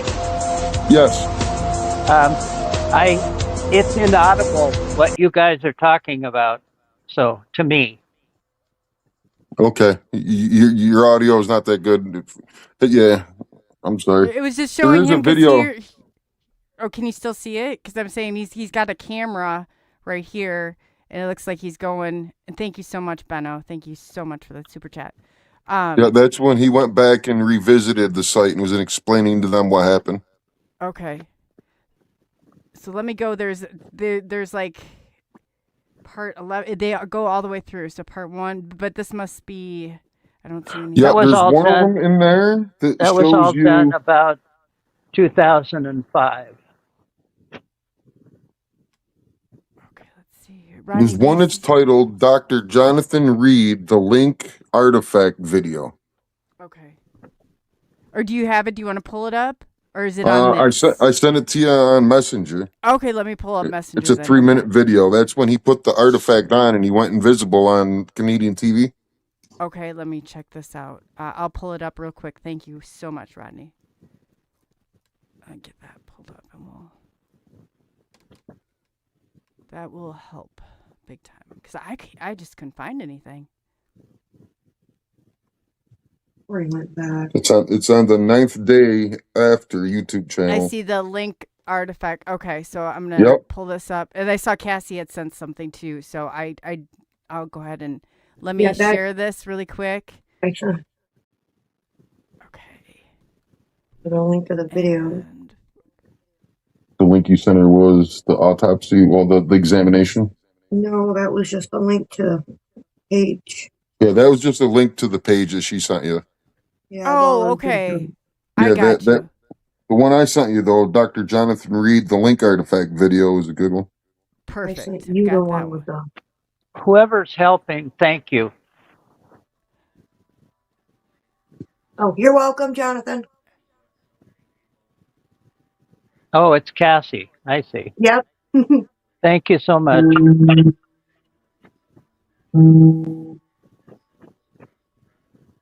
Hopefully I can come through the live. And so right here, you're showing the artifact off, John, on Yes. Canadian TV? Yes. It's an afternoon talk show that I was asked if I wanted to show it, and I said I would. So I am basically explaining what it is, where it came from, who I am, and the principles of what I know of how it works, which are probably very incorrect, but at the time I had to do what I had available. So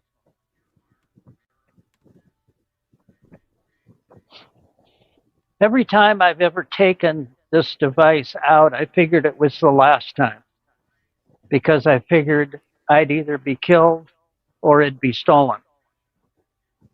How many times have you put that bracelet on in total? Oh, 7 or 8.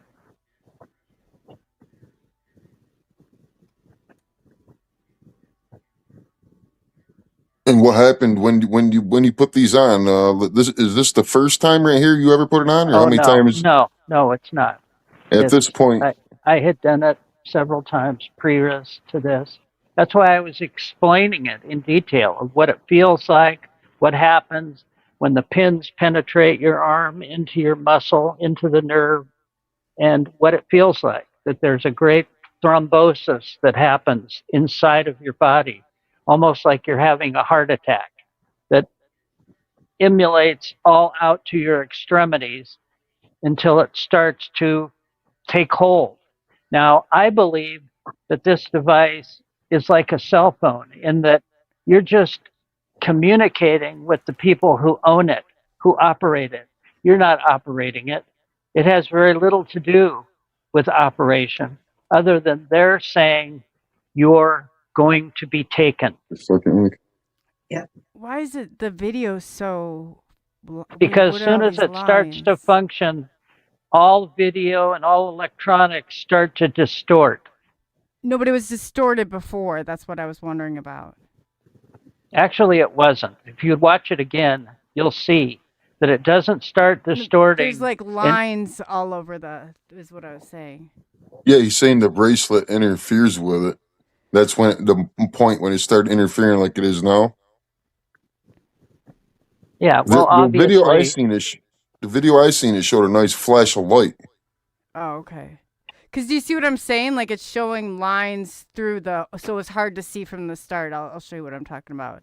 Like, as soon as You're comes correct. Up, it's distorting. See those lines? It's definitely distorting. One's autograph. Some people have said, who are much more technical than me, that if you put a huge amount of, if you place a camera in a huge magnetic field, it will distort like that.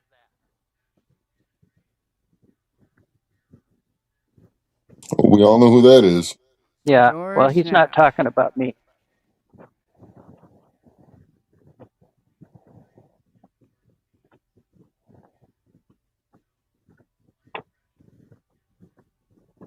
So there's an inner circle right now that we're not going to name any names, that does still have some of the evidence for you, or is that all gone? Yes, there is. My team possesses the evidence so that it's not in my possession. It's never in my possession, nor do I know who has it. It could be one of 6 people, and they have the ability to retrieve it, but I don't know where that is. I don't want to know where it is, because if I know where it is, then people could get to that information. It is, Coley. It is very hard to find good videos on the examination that he did on the table, the walkthrough in the woods. I'll make some more clips, and I apologize. We didn't have all that stuff ready for you guys. Yeah, it's unfortunate. There is so much out there, and without it being available, it's Yeah, but difficult to we would follow. just like if you had it, because you said you had sent it to me, Jonathan. That's why I'm wondering if you could, whatever you sent, you thought you sent, you could resend that. We could pull it up real quick. I sent it to Rodney. Yeah, he sent me just pictures. Is all he sent me. No videos.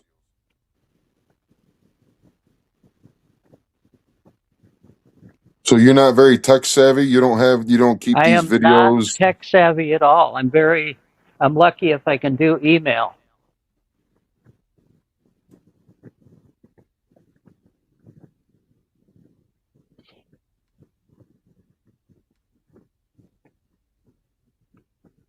So your friend, Gary, was he Gary? Yes, Not that was yes. your best friend. Now, who was the guy that helped you start writing the book? Did he Robert have Race was did he have a YouTube channel?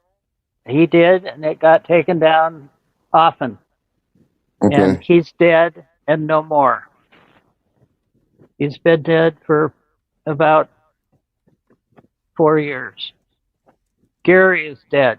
He's been dead since the beginning back in 2000. And so you got to be careful, because there is photos out there too that people are claiming is Jonathan's pictures, and they're not. They're showing beings on a foil blanket like he has it, but it's got longer fingers. It's not wearing the Thank you. uniform. Thank you. You're Those right, aren't real Rodney. photos, are they? People have tried to bootleg and debunk, as everybody does, and I understand that. I mean, people are interested, but it's just it's a shame that all that gets mixed up with some of the other material. But You're it not the is only what it one. is. You're not the only one who's gets battered, really, and ambushed in a sense, like you the word you use. There's many people in the community who are legitimate experiencers that also are, because they don't want that out there.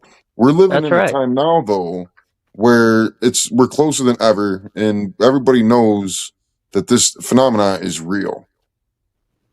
Well, the phenomena is real, and I think most of the people who are really savvy into the subject know that. We're never going to have disclosure like people assume should happen. The government is never going to say, we've lied to you for the last 100 years, and we've had the bodies and the proof and the engineering. They're never going to say that. They're going to leak pictures now and then from the Navy and from the Air Force. They're going to say, yes, we don't know exactly what this is, and we're investigating. But they're never going to say what I'm going to tell you. They're here. They've been here. They've colonized on this planet. They are living amongst us. And they are breeding from our planet. This is not something that they're just coming in spaceships from other planets. They're coming interdimensionally from other existence, from another dimension. They use dimension to travel. And the government knows this, but they're never going to divulge this. Why? Because they can't. Because they will use this to control us as long as they can control the money stream. This is the whole process. If they can't control money and they can't make money on it, they're not going to let us have the technologies. Well, they're going to control the public by dripping little bits and pieces of information in front of us, thinking that, oh, they're just finding more and more to present to us. Well, that's not true. None of that is true. The people who have even been interviewed have said that there is an ongoing state of disinformation that's being put up in front of all kinds of people, that people are being intimidated and harassed and killed for this type of information. This is an ongoing state of affairs. And if people don't think that's true, they should look at what the U.S. government has done over the years and concealed from the public. Not just about extraterrestrial life, but about, warfare in general. Well, there's many people like yourself that they'll try to discredit, make you look crazy, take everything away from. They had, what was his name? Paul Benowitz, Travis Walton. There's a lot of people who have had experiences, encounters. There just aren't as many who have hard physical evidence. But all of us have joined together in a at least a sympathetic way to say, we know that this goes on, we know that it's been hidden from the public, and it's going to be continually hidden. They're going to put up a smokescreen that says, here is a picture, here is a video, here is someone from the retired Navy or Air Force who's seen different things that they can't explain. This is an ongoing process. But it's not disclosure like people assume or would like disclosure to be. They can't do that because they'd have to admit they've been lying to the world to control their own power, their own reserve of power and political might. And you've been shot 3 times. Yes, I have. And was that all 3 times in Canada? No, U.S. and Canada. Where were you shot? In the head twice and in the chest and shoulder. All that has been documented, photographed. So you were shot 4 times on 3 occasions? Yes. The guy that I was with when I was shot was killed. He was shot with a rifle, long-range rifle. Were any of the people that shot you, have they ever been caught? Are they? Well, I don't know, but somehow one of them got run over twice. But I can't tell you information on that. Right. People are asking if you have any scars or pictures of the yes, medical I do. Too. Yes, Coley, I have scars I'm on my asking shoulder. For the people. They're my shoulder, my head. Like I said, that's all been documented. They're wondering where they can find the documentation. I'm just asking for the audience because they're the people that keep us here. They're the reason that we do what most we of do. it is on YouTube. Because every time we put up a website, it gets taken down. Some of the information is in the book. The scars on your head aren't somewhere where they're visible? Well, they're in amongst my hair. Okay. But the photographs that were taken within 6 hours after it happened are pretty clear. And so when can we expect this documentary to get released, which is going to have all this stuff? It's coming. It's coming. They're excited about the release of it. And, the political machine that causes these things, these kind of movies to be released is in the motion. And the people who've seen it are very excited about it. It's very unusual. It's very different. And it's very telling. No, there was a time when I was first started doing research. I did come across your case, and I told you I did walk away from it because there was a lot of debunking. But I came back to it and felt that it deserved. I should still give it attention and see what it's all about. And it looks pretty legit to me. Yes, people are gonna try to discredit the real Well, deal because they don't want it out there. Rodney, that what people say to me is they say, when this case will be blown wide open is once you're dead. Yeah. Well, we're not going to sit around and wait for disclosure. It's going to come from people like everybody on the screen now. But we're Rodney, you're an experiencer. I'm an experiencer. We are trying to get information out there that proves and that we want to work with you, Jonathan, on things like this so we can understand and help the people to understand. We're experiencers also. This hits home. We're not debunkers. Oh, we're not skeptics. What was your experience, Coley? I was taken in 2017. I went into a craft that was 50 foot in diameter. I stood 30 feet away. MUFON measured it. Do you have photographs of it? Yes, I do. Great. Where are they? Oh, I can pull them up right now. We should. You know what? I did a show yesterday with Paranormal Paul, and I pulled them all up. If Rob, could you grab that? Because they'll all be on there. I put all my evidence. I had it all on me. Markings and all. They're all on the interview I did yesterday. I'm excited. Yeah. He's not trying to put you on the spot. He just is excited. No. I really want to give this, but the show isn't about me and everybody's seen them, but I want to get him this link and everybody else so you can see the difference. What I try to tell everybody whenever I talk about this isn't about me. This is about all of us who have had experiences, all of us that can't explain it, that maybe do or don't have credible evidence, but we're still credible people. We still have a story to tell. And by putting all of this together, it's like a mosaic of all the parts and pieces that we put together from all the people all over the world, proves that there's something going on. We're not all having a mass delusion. No, definitely not. Unless that's the reason why the president mentioned about bringing back insane asylums and mental institutions. It's not for us. Rob, can you grab that link from Paranormal Paul's show yesterday? No, it is great, though, when we can have evidence. And when we do grab the evidence, as an experiencer myself, we keep chasing, looking for that next one because we want that validation to show everybody, yes, look, see? But in the end, the more I've done this, I'm done looking for validation, looking for evidence. I've found a lot of the answers I'm looking for at this point in my research.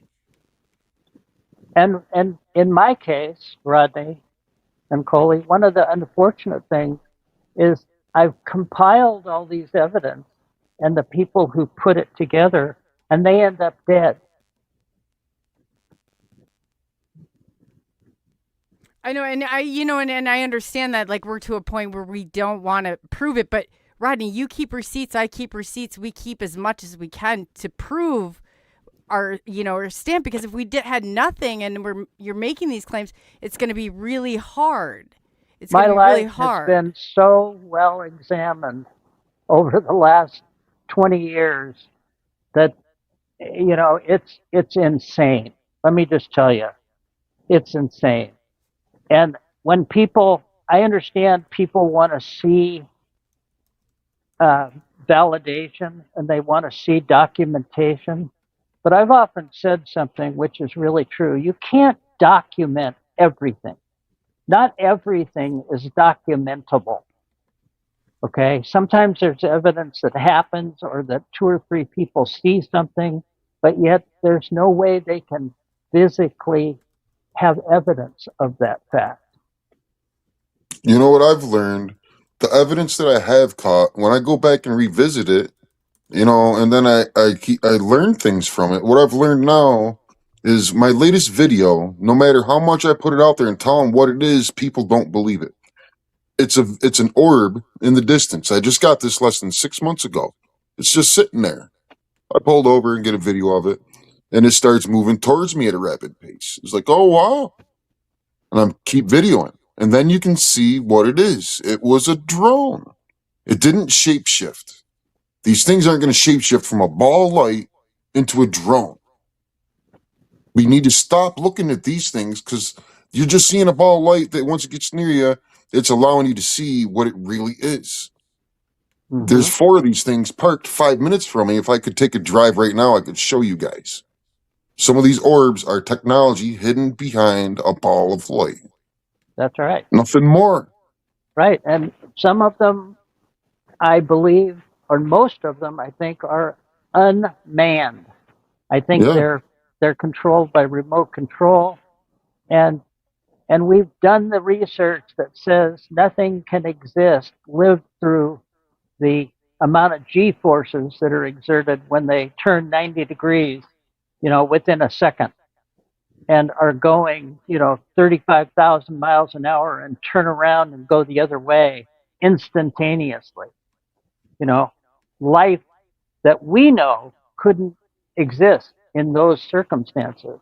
Now, but you have to realize the physics that are going on within these things are unknown to us.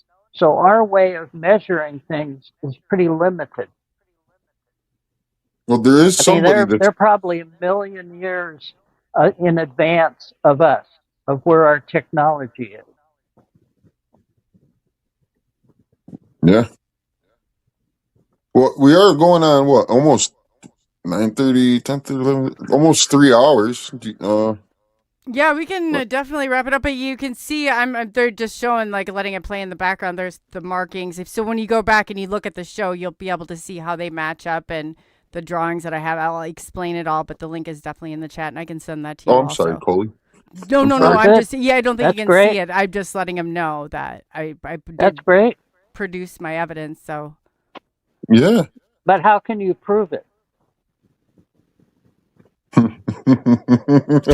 I got it.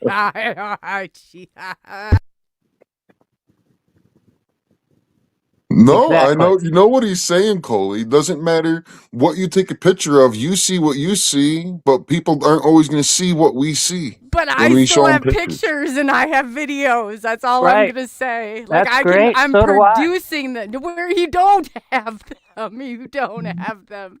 That's Well, why you we're don't here have them looking at the for them. moment, but I have No, we produced asked them. you for them. You said you didn't have them. I said I don't have them now. I didn't say they weren't produced. They were produced. They've been produced for years. They're out there.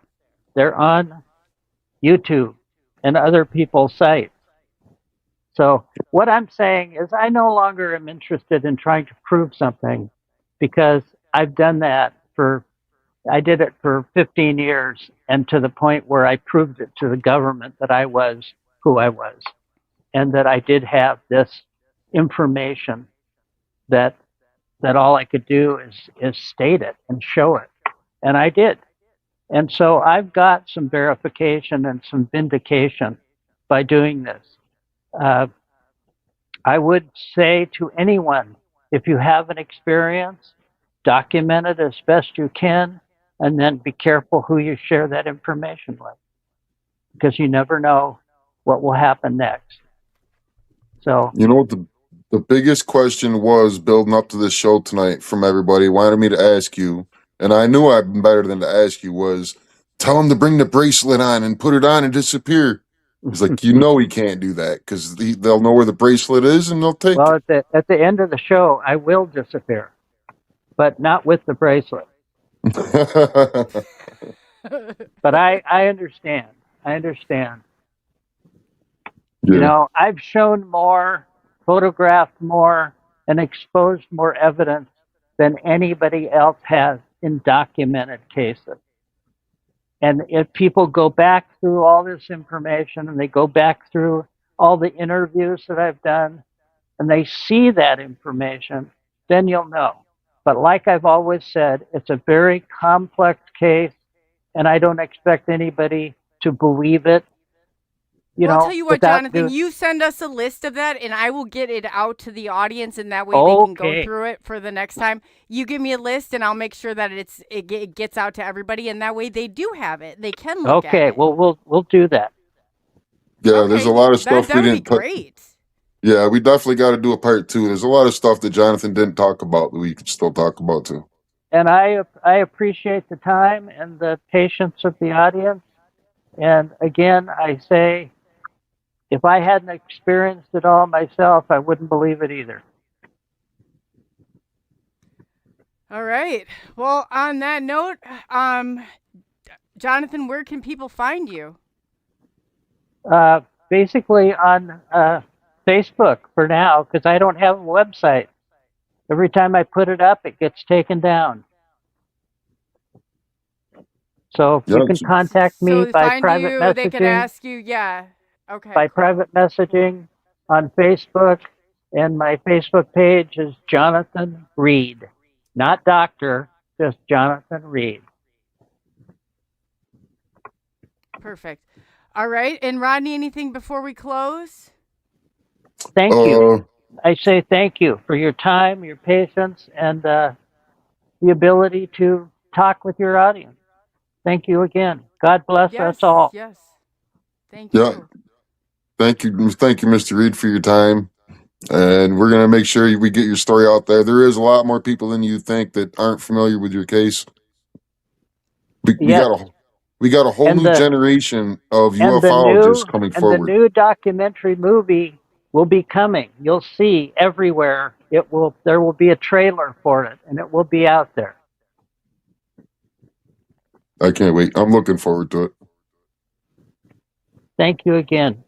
Yep, you're welcome. And on that note, thank you for taking the journey into the unknown with SNX Radio. I'm Coley. We will be back on Friday at 8 p.m. Central Standard Time with Paranormal Paul, who I was on his show yesterday. That's a link that was dropped in by Blazer, so definitely go over and check him out. If you guys have not checked out Bigfoot Michigan Rob, definitely get over there and do so. He's got a great channel. Thank you so much to the Wrenches and everybody for asking the great questions. That's exactly what we want to do.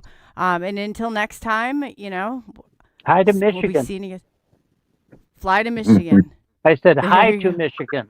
Oh, hi to Michigan. Hi to I Michigan. have relatives in Michigan. Oh, okay. Well, hi. Oh, for Bigfoot Michigan Rob, I see. Yeah. Okay, what part of Michigan? Maybe Rob? Central up by Grand Rapids. I think he's by Detroit or area. I don't know for sure if that's No, by near Grand there. Rapids. Yes, by Grand Rapids, your family is. So, Yeah, big that's not shout by out Detroit. to Michigan. No. On that note. Lights in the sky, flashing bright tonight. Coley UFO taking flight outside. From the stars above, beaming down that glow. Alien party, everybody know. Heart beating fast, feel the energy rise. Hands in the air, reach up to the skies. No gravity here, we're floating free. Coley, come dance with me. Coley UFO.